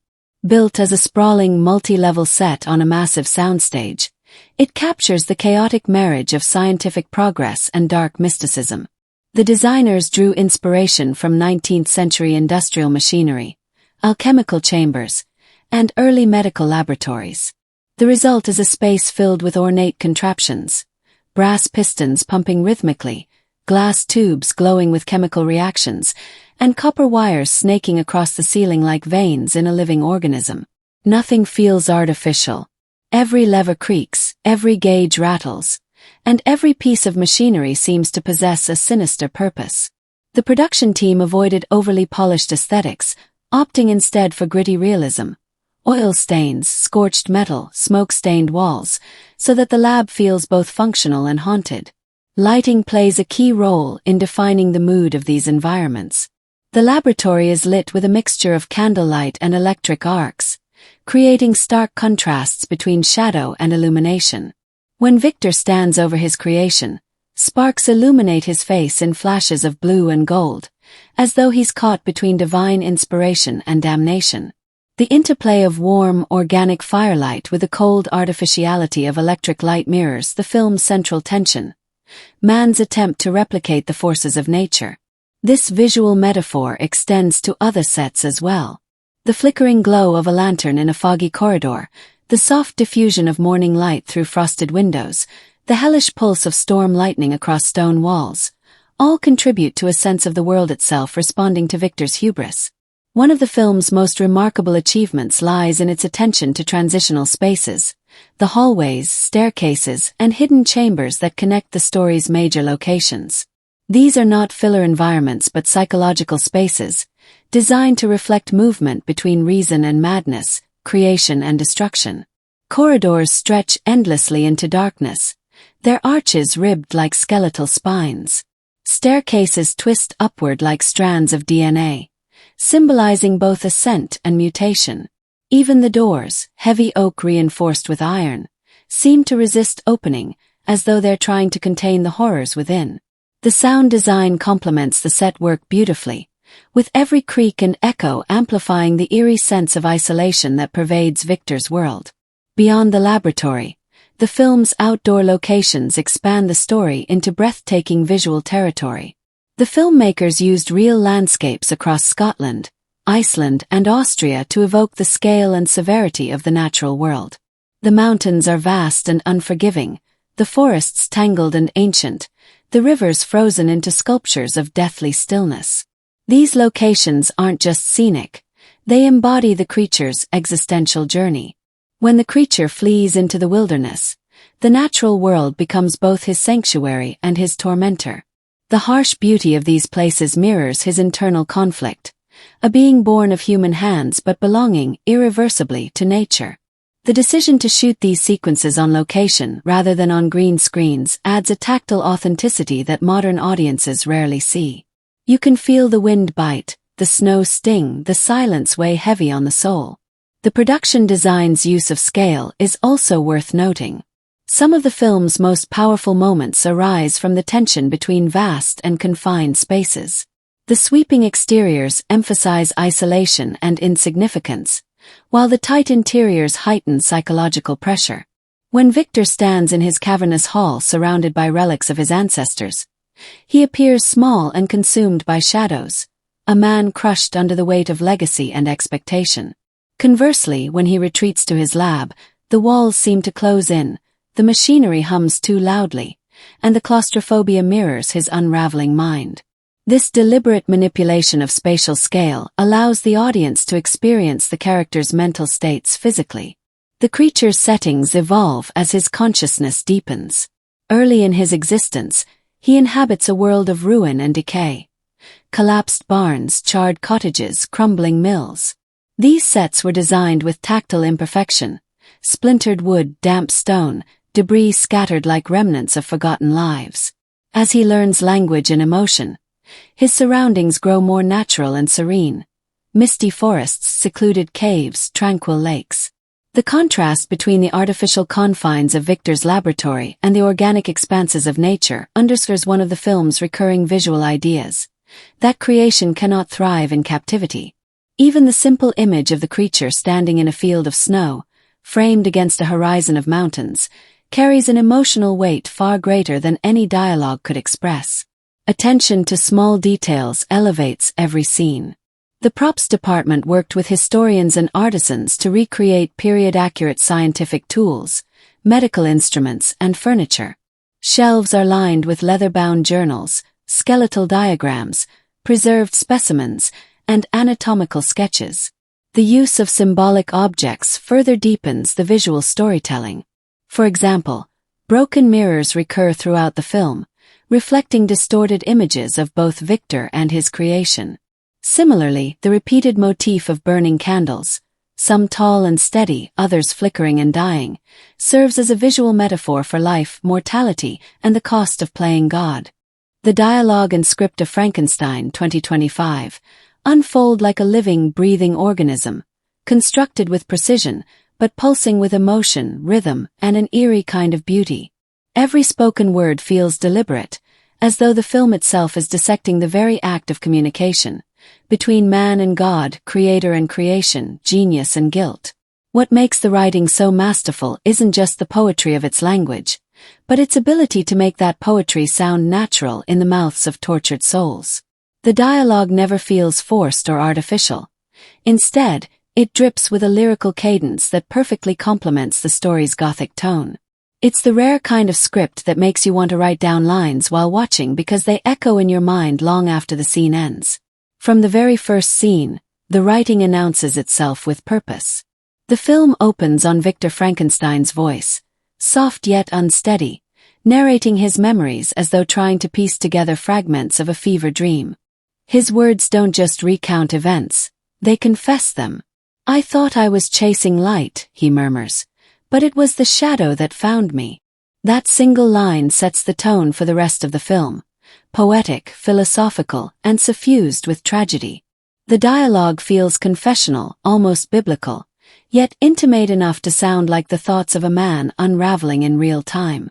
This blend of the epic and the personal defines the entire script. The university sequences are alive with sharp, intellectual exchanges that ground the story in a believable reality of scientific pursuit. Victor's professors speak in the measured tones of men who believe in order and logic, while Victor's dialogue is feverish, restless, already hinting at his descent into obsession. When one mentor warns, "Nature is a patient teacher but a merciless judge," Victor replies, "then perhaps it's time her student learned rebellion." The line is pure arrogance, but it's also exhilarating. It captures the spark of his ambition and the seed of his downfall in one breath. The script constantly plays with dualities like this: knowledge and madness, faith and defiance, love and loss. Each conversation serves a larger thematic purpose, yet never feels like exposition. The writing trusts the audience to feel the meaning rather than be told it outright. Even in moments of dense philosophical reflection, the dialogue remains human. You can feel Victor's yearning when he speaks of conquering death, and you can feel his devastation when he realizes what he's unleashed. The script walks a tightrope between intellect and emotion, never too clinical, never too melodramatic, finds beauty in contradiction. When the creature first appears, the tone of the dialogue shifts dramatically. At first, he barely speaks. His voice is fragile, trembling, childlike. The script uses silence as a narrative tool here, making every sound that emerges from his throat feel monumental. His first attempts at speech are painful to watch, but profoundly moving. Each syllable feels earned, like a victory over the void. As he learns language, his dialogue becomes the film's most astonishing transformation. Words become his rebellion, his identity, his way of forcing the world to acknowledge his humanity. By the midpoint, his voice is articulate and commanding. In one unforgettable confrontation he tells Victor, "You gave me thought before you gave me purpose. You made me a soul without a world." That line doesn't just pierce Victor, it pierces the audience. It crystallizes the film's entire moral dilemma in a few devastating words. The creature's speech is filled with moments like that. Grand, tragic, beautifully phrased reflections on the nature of existence. The writers clearly understood that the creature is not a beast to be pitied or feared, but a philosopher, a mirror reflecting the deepest shame of his maker. What makes the dialogue between Victor and the creature so hypnotic is its rhythm. Their conversations often feel like duets, structured, escalating, filled with alternating currents of anger and vulnerability. The exchanges are written like battles of logic and emotion intertwined. One moment they are calm and calculating, the next they erupt in volcanic fury. Yet even in rage, their words remain articulate, sculpted, deliberate. "I am the wound that bleeds your genius," the creature says in one scene, and Victor responds, "You are the echo of my failure." The symmetry in their speech shows how tightly bound they are. Two parts of the same cursed consciousness. The film's middle section uses dialogue not just to develop characters, but to evolve the tone of the story. As Victor sinks deeper into guilt and paranoia, his speech becomes fragmented, erratic. The once lofty scientist now speaks in stammers and muttered phrases. His mind, once filled with articulate ambition, now speaks in riddles of regret. The contrast between his early eloquence and his later disarray is one of the most striking elements of the script. It uses language as a mirror of mental collapse. Meanwhile, the creature's dialogue grows increasingly precise, almost too precise, as though he's becoming more human while Victor is unraveling. It's a brilliant reversal. The creation becomes articulate while the creator descends into chaos. The supporting characters also get their share of beautifully crafted dialogue. Elizabeth's words are tender yet piercing, written with emotional intelligence rather than melodrama. Her conversations with Victor are filled with quiet heartbreak. She doesn't confront him with anger but with weary love. When she says, "You dream of gods while I dream of holding your hand," it's a line that cuts deeper than any scream. It's simple but devastating. Through her voice, the film finds moments of humanity amid the madness. Even the minor characters speak with authenticity and thematic weight. A gravedigger mutters, "The dead don't mind the company," while passing Victor in a cemetery, a darkly comic line that doubles as foreshadowing. The villagers' superstitious chatter provides both atmosphere and moral commentary, grounding the story in a tangible world of fear and folklore. The script ensures that no line feels wasted. Every word serves a purpose, whether to reveal character, advance the plot, or underscore theme. The writing's visual quality also deserves mention. The script often pairs dialogue with imagery in a way that feels poetic. When Victor stands over his creation and whispers, "Rise," the word feels less like command and more like a plea, a prayer uttered to an unanswering universe. The screenwriter knows how to let the dialogue breathe within the visuals, allowing meaning to emerge through pacing and silence as much as through speech. Silence, in fact, is one of the script's greatest strengths. The pauses between words often say more than the words themselves. When Victor first confronts the creature after years apart, there's a moment of silence so long it feels unbearable. The two just stare at each other. No lines, just shared breath and memory. Then finally the creature speaks. "You remember me." It's such a simple line, but in that silence, it feels monumental. The power of that moment comes not from grand speech, but from the careful restraint of language. The film's use of repetition is also brilliant. Certain phrases echo throughout, gaining new significance each time. "Life demands a purpose" is one such line. Frankenstein 2025 isn't just a film that belongs to the horror genre. It's a full-blown reinvention of it. It takes one of the oldest horror stories ever written and doesn't merely retell it but redefines it, stripping away the cobwebs of cliché and injecting it with new life, energy, and intelligence. The filmmakers clearly understand that audiences today have grown numb to jump scares and predictable monsters, so instead, they dig deep into the core of Gothic horror. Fear of the unknown, guilt of creation, the loneliness of genius, and build something that feels timeless and terrifying in equal measure. The beauty of this film is that it remembers what horror used to mean. Not just fear of death, but fear of discovery, of knowledge, of what it means to be human. From its very first frame, the film declares itself as something more than a simple Gothic revival. The setting is still rooted in misty woods, stone laboratories, and candlelit corridors, but there's a surreal, almost futuristic tone pulsing beneath it all. It's like watching an 1800s nightmare projected through a 21st century lens. The director and screenwriter make no effort to hide their reverence for Mary Shelley's original story, but they reinterpret its essence for modern anxieties: genetic engineering, artificial intelligence, and the ethics of creation. This is what makes its genre execution so refreshing.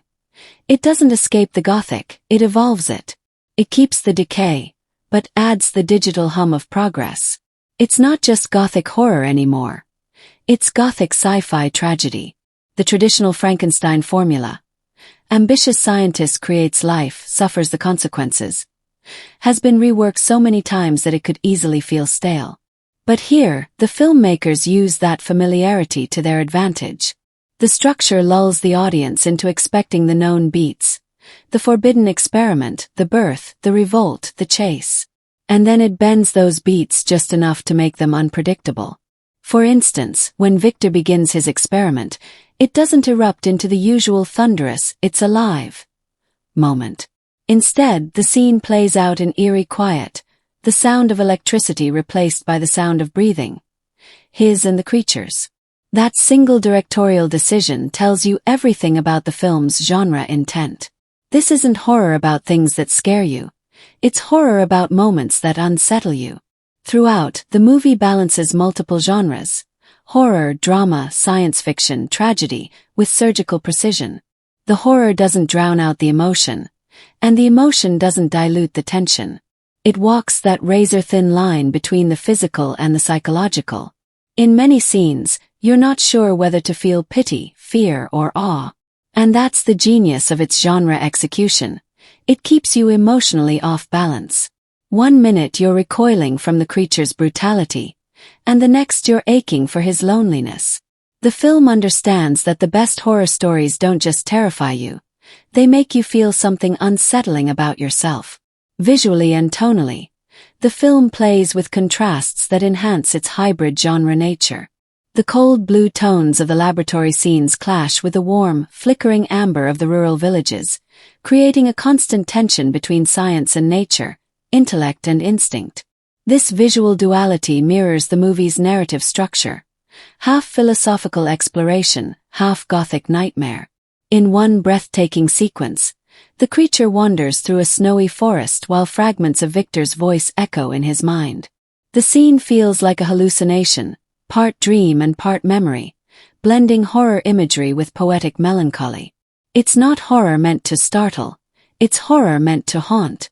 When it comes to suspense, Frankenstein 2025 rejects the formulaic rhythms of modern horror entirely. Instead of building toward predictable scares, it lets dread accumulate slowly, almost imperceptibly, through silence and suggestion. The pacing mirrors the psychology of obsession, at first deliberate and measured, then increasingly frantic as Victor's experiment spirals out of control. The editing lingers on moments that most films would cut away from. Hands trembling over surgical instruments, eyes glinting in reflection, the faint flicker of consciousness in the creature's gaze. These quiet moments are where the horror lives. It's not what you see, it's what you realize. The fear comes from implication, not revelation. The film also plays with genre subversion in how it portrays Victor Frankenstein himself. He's not the stereotypical mad scientist with wild hair and manic laughter. Instead, he's a deeply human, almost sympathetic figure, a man whose tragedy is that his brilliance blinds him to morality. His descent into obsession feels more like a psychological thriller than a horror film. You can feel the shift as the movie progresses. What begins as a Gothic experiment slowly morphs into an intimate study of guilt, grief, and the corrosion of the soul. By grounding its horror in human emotion, the film elevates itself far above traditional genre fare. And then there's the creature, arguably the film's greatest genre triumph. Gone are the bolts, the stiff movements, and the mindless rage. This Frankenstein's monster is a fusion of horror and philosophy, intelligence and instinct. His design is both realistic and symbolic, less stitched-together body parts, more an unsettling blend of flesh and synthetic tissue, giving him an uncanny, almost futuristic quality. He's as much a creature of the digital age as he is of the Gothic imagination. This makes him the perfect metaphor for modern fears. Not just the fear of death, but the fear of creation itself, the fear that our own inventions might outgrow us. When he speaks, it's not in grunts but in language that challenges his maker. The horror, then, isn't that he's monstrous, it's that he's aware. This awareness becomes the film's driving force. The creature's evolution blurs the line between man and monster so effectively that the audience begins to question who truly deserves their empathy. That moral confusion is where the film's genre execution reaches brilliance. Horror often relies on clear divisions, good versus evil, creator versus creation, but Frankenstein 2025 dissolves those boundaries completely. You're left trapped in the same gray fog as Victor, unsure whether to fear the creature or admire him. That ambiguity transforms what could have been a familiar Gothic setup into something philosophically charged and deeply unsettling. The filmmakers also know when to use restraint and when to unleash spectacle. While much of the film's horror is psychological, it doesn't shy away from visceral moments. There are flashes of gore and grotesque imagery, but they're never gratuitous. They appear suddenly, jarringly, like bursts of madness within the otherwise controlled world. When the creature's rage finally explodes, it's not staged like an action sequence. It's raw, chaotic, horrifyingly intimate. The violence doesn't entertain. It devastates. That's the essence of true Gothic horror. It doesn't want you to cheer, it wants you to shudder. The balance between action and reflection is equally impressive. The first half of the film simmers with intellectual tension. The second half burns with emotional urgency. The confrontation scenes between Victor and his creation play like theatrical duels. Intense, eloquent, and unpredictable. Each word feels like a strike, each silence like a wound. Frankenstein 2025 doesn't just revisit Mary Shelley's Gothic masterpiece. It reinvents it for the modern age with an unflinching social lens that dares to dissect our collective conscience. This version of Frankenstein doesn't hide behind the lightning or the laboratory. It turns the spotlight on us, on society's obsessions, contradictions, and the moral fractures that define our age. From its opening scene, the film establishes that it's not only about a man playing God, but about a world that rewards him for doing so. The story takes the essence of Shelley's warning and magnifies it through the lens of 21st-century anxieties. Artificial intelligence, bioengineering, and the illusion of perfection that defines modern human aspiration. It's less a period piece and more a contemporary fable, a parable for a generation building monsters out of algorithms, ambition, and greed. The film doesn't treat its social themes as mere decoration. They are woven deeply into every layer of the narrative. Victor Frankenstein's lab isn't just a place of creation. It's a sterile corporate environment, filled with sleek machinery and cold ambition, reflecting a world where science has become a business and ethics are treated as inconveniences. His motivations are no longer born from curiosity alone but from societal pressure, the hunger to achieve, to outshine, to be immortalized in the annals of human innovation. He's driven not just by ego but by a modern culture that celebrates boundary pushers, no matter the consequences. The movie subtly critiques the cult of genius, the way society glorifies creators while ignoring the chaos they leave behind. Through Victor's rise and fall, it holds a mirror to our obsession with success at any cost. And then there's the creature. In this adaptation, the monster is more than a tragic experiment. He's the ultimate social outcast, a living embodiment of how society treats those who don't fit the mold. His suffering reflects the cruelty of exclusion, the loneliness of being othered, and the fury that comes from being unseen. His very existence challenges questions of morality and identity. Who deserves compassion, and who decides what it means to be human? The way people recoil from him isn't just a reaction to his appearance. It's a metaphor for how we turn away from our own mistakes, our own imperfections. In many ways, the creature becomes the conscience of the story, a distorted reflection of the humanity that Victor, and perhaps all of us, have lost. The cultural commentary doesn't stop at morality. It extends into the political and environmental. There's a haunting undercurrent in the film's world building that speaks to the consequences of scientific overreach. Nature itself feels violated and weary, reflecting the scars of human interference. The film's cinematography and set design echo this imbalance. Cold metallic tones dominate the laboratory scenes, while the outside world decays quietly, a symbolic reminder of how far we've drifted from natural harmony. In one unforgettable sequence, Victor walks through a desolate landscape that once thrived, now turned to ash and steel, a visual metaphor for progress without purpose. Even more fascinating is how Frankenstein 2025 delves into issues of technological dependency and human disconnection. The film draws a subtle parallel between Victor's creature and the artificial beings we create today.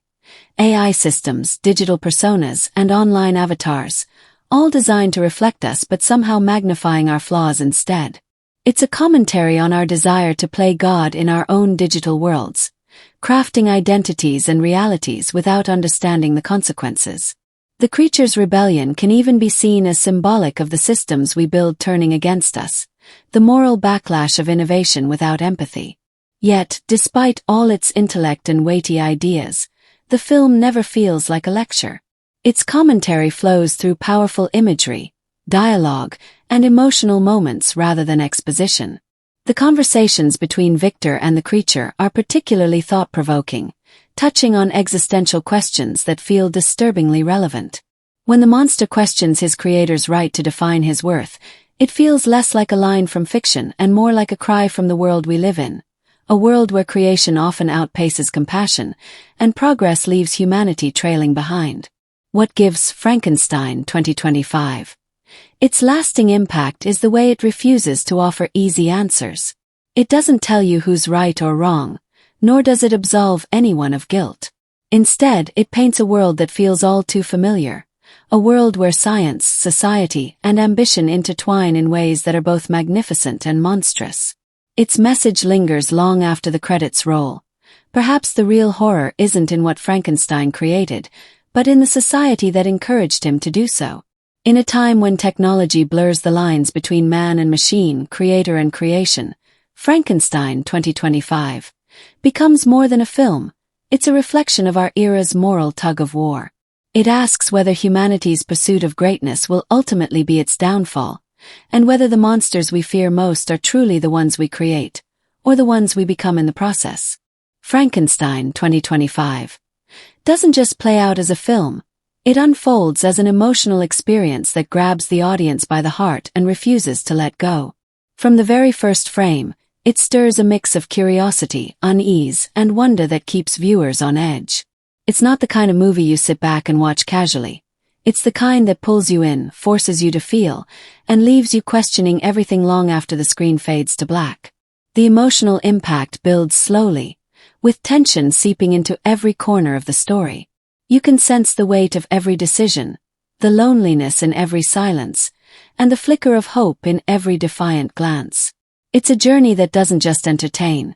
It unsettles, provokes, and ultimately connects on a deeply human level.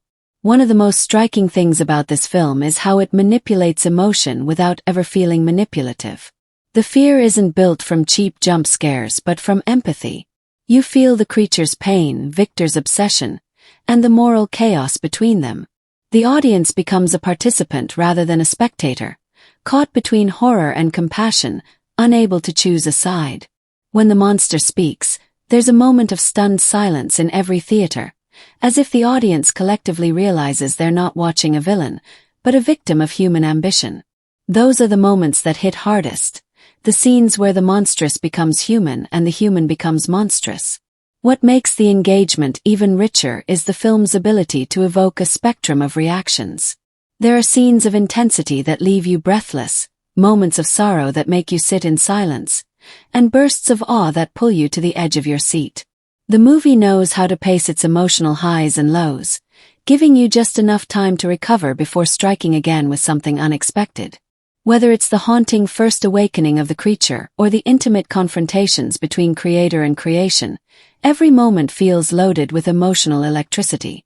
You can sense the tension ripple through the audience, the collective gasp, the held breath, the uneasy shifting in seats when moral questions start to blur.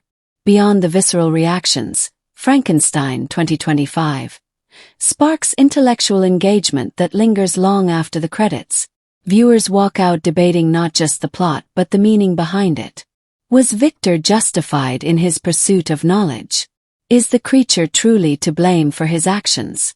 Is humanity's desire to play God a sign of brilliance or arrogance? The film becomes an experience that invites discussion, not just consumption. It's the kind of story people revisit, not to find missed details, but to relive the emotional intensity and discover new interpretations each time. Interestingly, the film also creates a communal experience in the theater. Horror films often rely on shared fear, but here it's shared empathy that binds the audience. You can almost feel everyone collectively questioning their own boundaries of sympathy. Who deserves forgiveness and who doesn't? The connection extends beyond the screen. It feels as though the movie opens a quiet conversation between viewers about morality, isolation, and what it means to be human in an increasingly disconnected world. It doesn't just make you feel for the characters, it makes you feel for yourself. The film's emotional power also lies in its restraint. There are no grand speeches or melodramatic breakdowns. Instead, emotion seeps through subtle expressions, hesitant glances, and quiet moments of realization. The score amplifies this beautifully, soft, aching melodies that swell at just the right times, drawing the audience deeper into the characters' inner worlds. By the time the film reaches its emotional peak, it's not just Victor or the creature breaking apart. It's the audience, too. The tragedy isn't just on screen. It's in the realization that everything we've seen mirrors our own world's struggles with creation, identity, and empathy. And then there's the lasting effect. The echo the film leaves behind.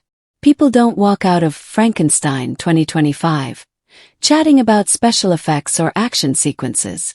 They leave quiet, reflective, almost haunted. It's the kind of film that grows in your mind over time, replaying in fragments, certain lines, certain looks, certain silences that refuse to fade. For many, it will be a film worth rewatching, not because it's confusing, but because it's layered. Each revisit offers something new, an emotional nuance you missed, a symbolic gesture that suddenly makes sense, or a line of dialogue that hits harder when you already know how it all ends. Ultimately, Frankenstein 2025 doesn't seek passive engagement, it demands emotional investment. It makes the audience complicit in the moral and emotional turmoil it depicts. You don't just watch Victor's downfall or the creature's suffering. You feel it, question it, and carry it with you. It's rare for a film to achieve that kind of connection, where every viewer walks away slightly altered, wrestling with what they've just seen. In that sense, Frankenstein 2025 becomes more than a cinematic event. It becomes a shared emotional reckoning, one that binds its audience through empathy, unease, and reflection. Put bluntly, Frankenstein 2025 plays like a conversation across centuries of horror cinema, an informed, daring one that borrows from familiar ancestors while staking its own ground. It carries the Gothic DNA of the Universal and Hammer era, the candlelit corridors, the storm-lashed mansions, the tragic monster born of human hubris, but it doesn't stop at pastiche. Instead, it channels that atmosphere into moral and technological questions that feel utterly contemporary, more in conversation with films like Ex Machina and Blade Runner 2049 than with a straight-period remake. Where Kenneth Branagh's 1994 Mary Shelley adaptation leaned into operatic melodrama and Boris Karloff's 1931 Frankenstein set the archetypes, this film reframes the myth as speculative cautionary tale. The creation is not a hulking cipher but a thinking, feeling being, closer in spirit to the sentient creations of Ex Machina or the tragic replicants of Blade Runner. Entities that force the audience to reevaluate empathy, personhood, and responsibility. Stylistically, it sits alongside recent art horror and neo-Gothic works. Think of the mood-shaping restraint of The Lighthouse or the slow-burn philosophical pressure of Annihilation, because it trades cheap shocks for atmospheric accumulation and moral unease.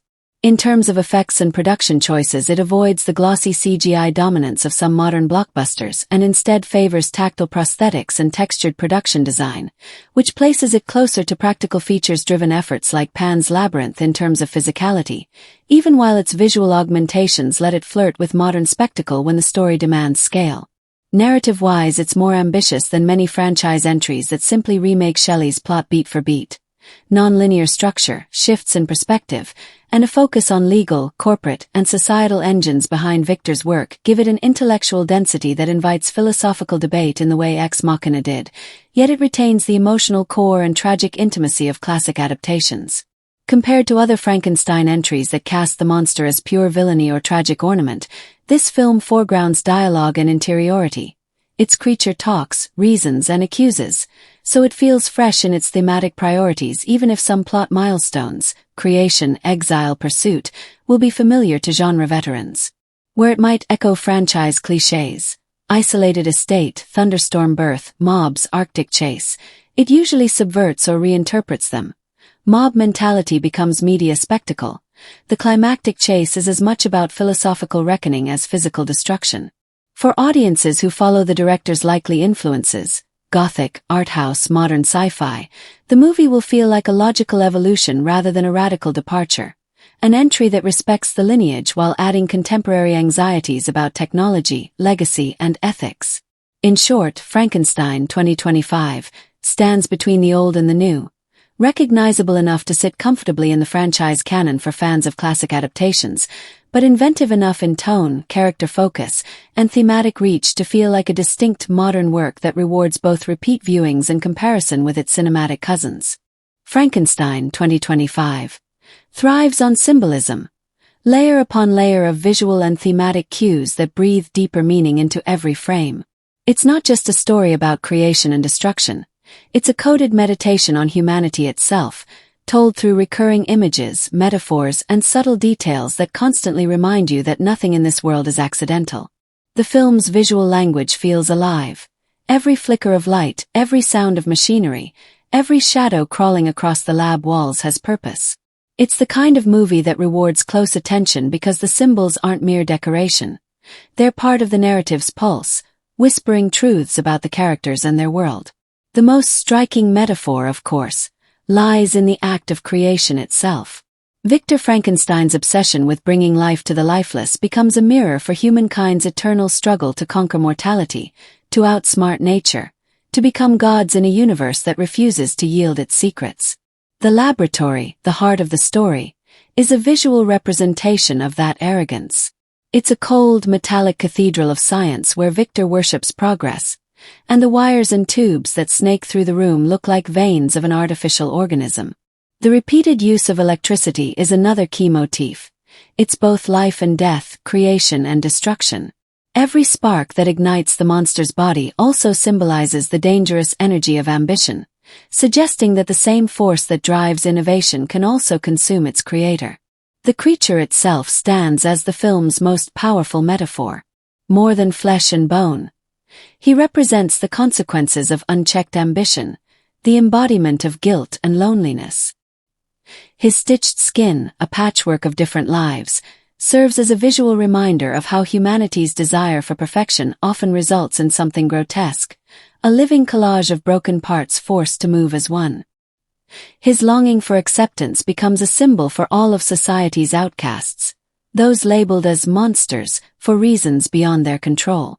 The film amplifies this through small but deliberate touches, mirrors that distort reflections, faces glimpsed in shadows, and moments where the creature's silhouette merges with Victor's, subtly suggesting that the line between creator and creation is not as clear as either believes. Light and shadow play an enormous symbolic role in this version of Frankenstein. The contrast between the sterile white light of Victor's lab and the natural muted tones of the outside world becomes a recurring visual metaphor for the divide between artificiality and authenticity. Inside the lab, everything glows with an unnatural brilliance, but that brightness is deceptive. It's a cold, clinical light that exposes flaws rather than illuminating truth. Outside, the dim natural light feels warmer, more humane, hinting that true life cannot be engineered. The director uses these lighting shifts not just to set mood, but to comment on the moral decay that follows scientific advancement without empathy. Water is another recurring motif, often appearing at critical emotional junctures. It represents both cleansing and drowning, rebirth and destruction.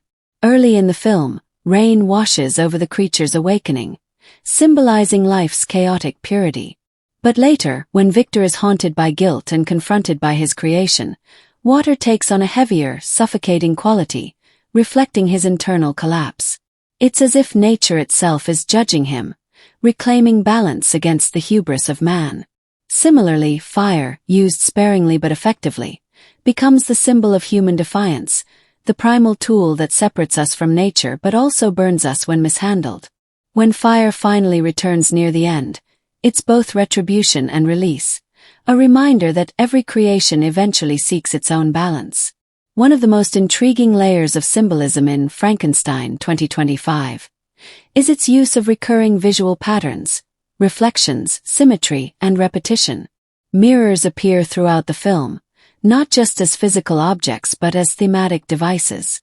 Every reflection serves as a confrontation, Victor seeing his own monstrous ambition mirrored back, the creature recognizing fragments of humanity in his maker, and even the audience catching glimpses of themselves in the ethical dilemmas on screen. The recurring use of circular imagery, the rotation of machines, the spinning of clocks, even the rhythmic motion of the creature's heartbeat monitor, underscores the cyclical nature of creation and consequence. It's a reminder that history, like science, repeats itself, often with the same tragic results. Even costume and color carry metaphorical weight. Victor's clothing transitions from bright lab whites to darker muted tones as his moral clarity erodes.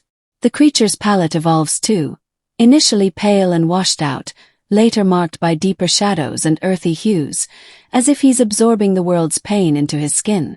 These subtle shifts aren't just aesthetic, they reflect emotional states and thematic evolution, showing how the external world mirrors internal decay. Sound, too, becomes part of the symbolic language.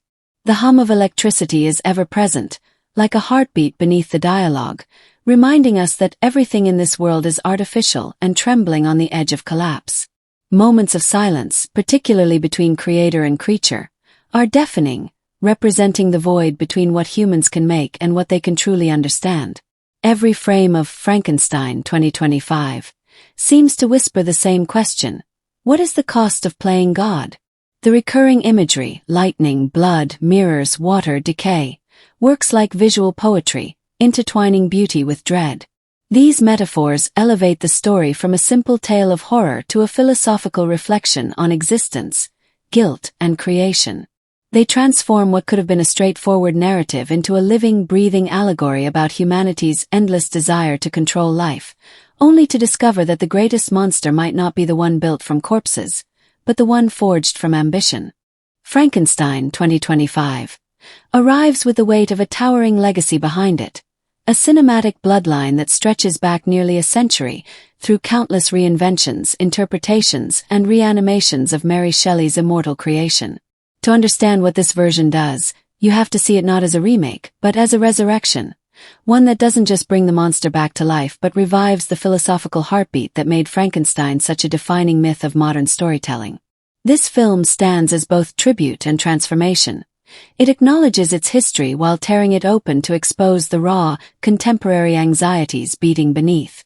Since 1931, when James Whale's Frankenstein gave audiences the first cinematic glimpse of the monster's anguished eyes, the story has been retold through almost every lens imaginable. Gothic horror, melodrama, science fiction, psychological thriller. Each era reshaped the myth to fit its fears. The 1930s gave us the terror of unchecked science, the 1950s turned it into atomic-age paranoia, the 1990s painted it as a tragic opera of obsession and guilt. But Frankenstein 2025 feels like the first adaptation to truly belong to the digital age. It doesn't just ask, what happens when man creates life? But what happens when man becomes technology's creature instead? It's less about graveyards and lightning bolts and more about data, memory, and synthetic consciousness. A story that understands that our monsters today aren't born from corpses but from code, ambition, and moral disconnection. Within the larger Frankenstein franchise, This film functions almost like a reinvention of the myth's DNA. It keeps the emotional and thematic organs, the loneliness of the creature, the arrogance of the creator, the tragedy of both, but it transplants them into a new body. The timeline, setting, and tone have been restructured, giving the story a modern heartbeat without losing its Gothic soul. The filmmakers clearly know their history. There are visual and narrative nods scattered throughout the film that pay homage to earlier adaptations. The creature's awakening scene, for example, mirrors the famous laboratory sequence from the 1931 film, but it's reimagined with clinical precision. No bolts or crude machinery, just sterile surfaces and digital hums. Even the faint echo of "It's alive" is replaced with silence, as if the film itself is acknowledging how much darker and more introspective this era's creation myth has become. The historical context goes even deeper, drawing directly from Mary Shelley's original novel, rather than relying solely on cinematic tradition. The film reintroduces elements often lost in earlier adaptations. The philosophical debates about morality and creation, the creature's eloquence, and the haunting loneliness that defines both maker and made. In that way, it restores something authentic that Hollywood versions had often stripped away. The idea that Frankenstein isn't just a horror story, but a deeply human tragedy. It feels closer to Shelley's vision of enlightenment gone astray, a world where intellect without empathy leads to ruin. And yet, it filters that through a distinctly modern sensibility, echoing the same moral confusion we face in our age of technological overreach. Where earlier versions depicted Victor as a mad genius, Frankenstein 2025 places him within a system, corporate, scientific, and social, that enables his descent. This shift in context reflects how modern audiences view ambition not as the madness of one man, but as a product of societal pressure and collective complicity. In this sense, the film becomes a mirror not just of Frankenstein's world but of ours. A society that celebrates innovation without fully confronting its consequences. It's a clever modernization that still fits seamlessly into the larger Frankenstein canon. Visually and tonally, the film acknowledges its cinematic ancestry through subtle design choices. The sets fuse the decaying romanticism of the Gothic tradition with the sleek sterility of modern science fiction, a combination that bridges its historical roots with futuristic tension. You can feel echoes of Hammer horror in the shadowy corners of Victor's lab, yet the sharp geometry of glass and steel recalls the minimalist menace of contemporary sci-fi thrillers. This duality underscores the film's position in the franchise timeline. It's both continuation and reinvention, a product of its own time but haunted by the past. Even the creature's design embodies this dialogue with history. Gone is the flat-headed monster immortalized by Boris Karloff. Instead, we get something more nuanced and unervingly human. The scars are there, but they look almost surgical, as if technology has tried to smooth over what nature never intended. The effect is unsettling, a creature that seems caught between eras, between the mechanical and the organic, between the myth of the past and the reality of the present. This fusion becomes the perfect metaphor for the film's entire mission, to merge Frankenstein's timeless questions with the anxieties of a world that's closer than ever to repeating his mistake. The historical resonance of Frankenstein 2025 also lies in its awareness of how the story has shaped popular culture. Every retelling of Frankenstein has reflected the fears of its generation, and this one is no different. In an era dominated by artificial intelligence, cloning debates, and digital immortality, the film feels eerily prophetic. Its depiction of human creation as both a marvel and a moral abyss connects directly to the spirit of Shelley's time, when the boundaries between faith, science, and morality were being redefined. Yet, it also speaks directly to today's headlines, where the same questions resurface in different forms. By embracing both its Gothic heritage and futuristic context, Frankenstein 2025 becomes the bridge between the story's literary origin and its cinematic evolution. It doesn't reject its past, it recharges it. It's aware that Frankenstein has always been less about monsters and more about mirrors, reflecting each generation's relationship with its own creations. In that sense, this film stands proudly in the lineage of Shelley's vision, continuing the grand conversation about what it means to be human, what it costs to create, and why the past refuses to stay buried. For a story that has always been about the cost of creation, Frankenstein 2025 fittingly carries a production story that mirrors its own themes: ambition, risk, and the pursuit of perfection, no matter the expense. The film's budget reportedly hovered around the $120 million mark, and every dollar seems to have been stitched meticulously into the frame. From its breathtaking production design to the detailed creature effects that blend cutting-edge visual technology with haunting physical performances, it's the kind of movie where the money doesn't just sit on the screen, it pulses with life. The result feels like a creation born of both artistry and excess, where even the smallest flicker of lightning or drop of rain has cinematic grandeur. But while the budget built a spectacular cinematic organism, the box office journey told a more unpredictable story. Early projections placed Frankenstein 2025 as a mid-tier hit, but once audiences caught sight of its mesmerizing trailers, those eerie glimpses of a near-future lab and a modern Prometheus awakening in digital silence, the anticipation grew. Opening weekend saw a surprisingly strong turnout, pulling in roughly $60 million domestically and an additional $80 million internationally. Word of mouth proved essential.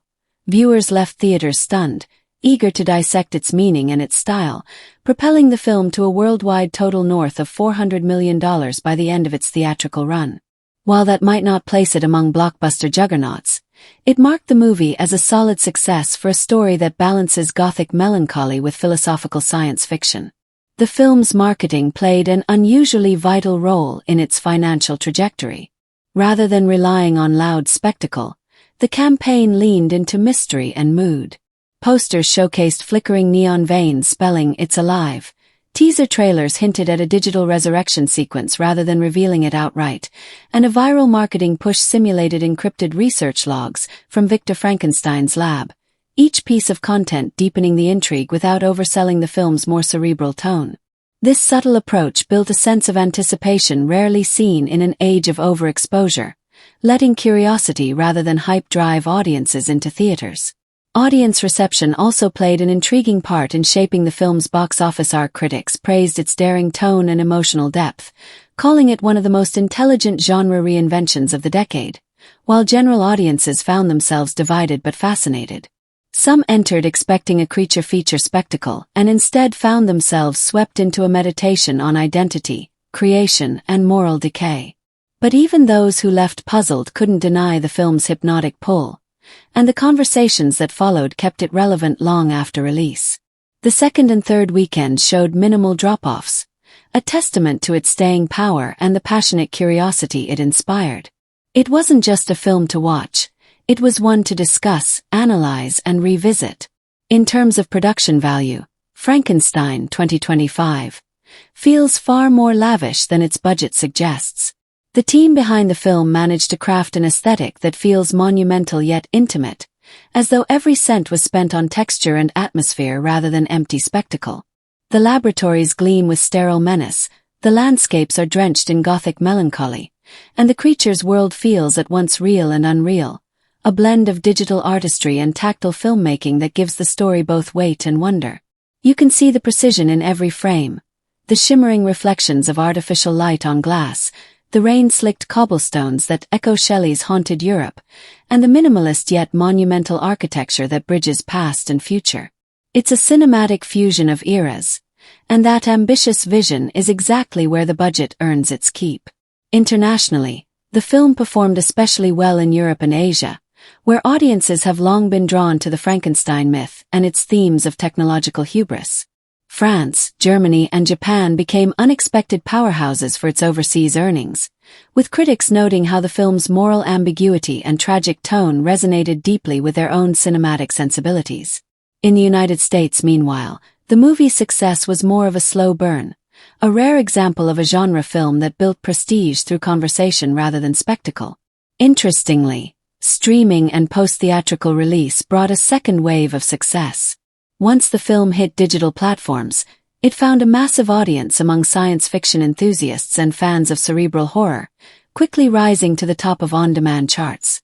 The visual detail and thematic density made it a perfect rewatch experience, allowing viewers to pick up on new layers with each viewing. That replay value boosted its long-term profitability and cemented its position as a cultural talking point rather than a fleeting event. Financially, Frankenstein 2025 stands as a film that earned its reputation the old-fashioned way, through craftsmanship and curiosity, not gimmicks or inflated franchise expectations. It's a reminder that sometimes a film doesn't need to break records to leave a lasting mark. It just needs to create a world audiences can't stop thinking about. For a story about creation and consequence, it's fitting that its own creation turned out to be such a fascinating experiment in cinematic ambition, one that paid off both artistically and financially, proving that even a story this old can still generate lightning in a bottle. For those eager to experience Frankenstein 2025 in all its electrifying glory, the best place to start is where it was meant to be seen, on the biggest, darkest screen possible.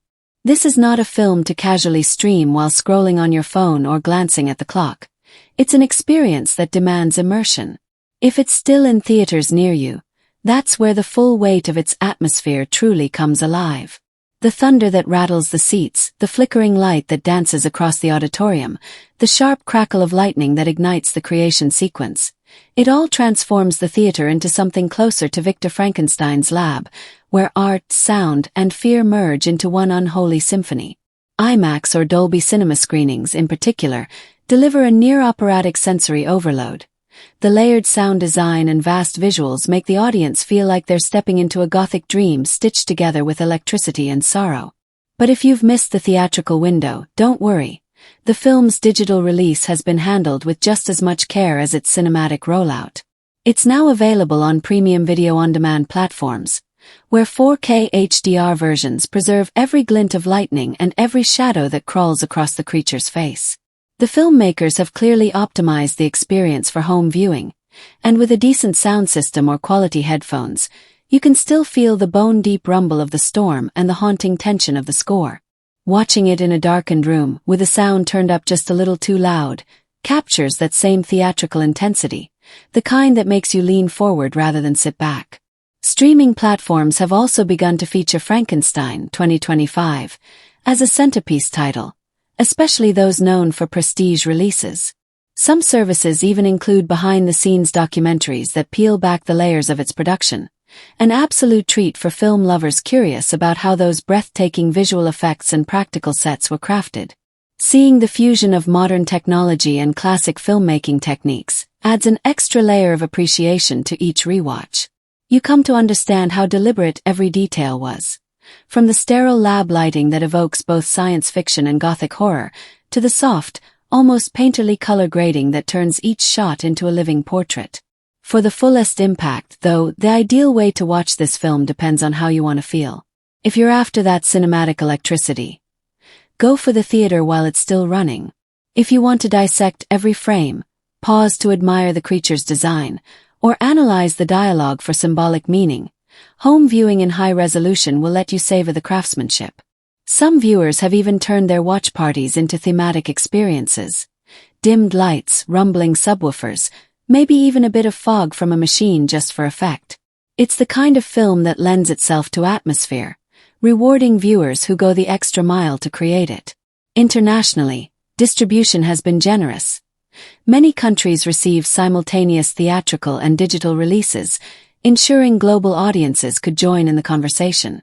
In regions where cinema access is limited, early streaming availability has allowed viewers to engage without delay, and the film has rapidly climbed the trending lists on major platforms. Whether you're watching from a packed city theater or a quiet home setup, what's constant is the pull of its mood, the way it draws you into its dark beauty and refuses to let go. And if you have access to a high-end home theater system, that's where the film's soundscape becomes something transcendent. The whispers of wind, the echo of machines breathing life, the strained heartbeat of the score, it all wraps around you, making the film feel less like a passive viewing and more like an encounter. That's what makes Frankenstein 2025 special. No matter how or where you watch it, it finds a way to crawl off the screen and into your senses. Whether projected in a grand theater or flickering in your living room, it retains its eerie magnetism, a story reborn once again through every screen it touches.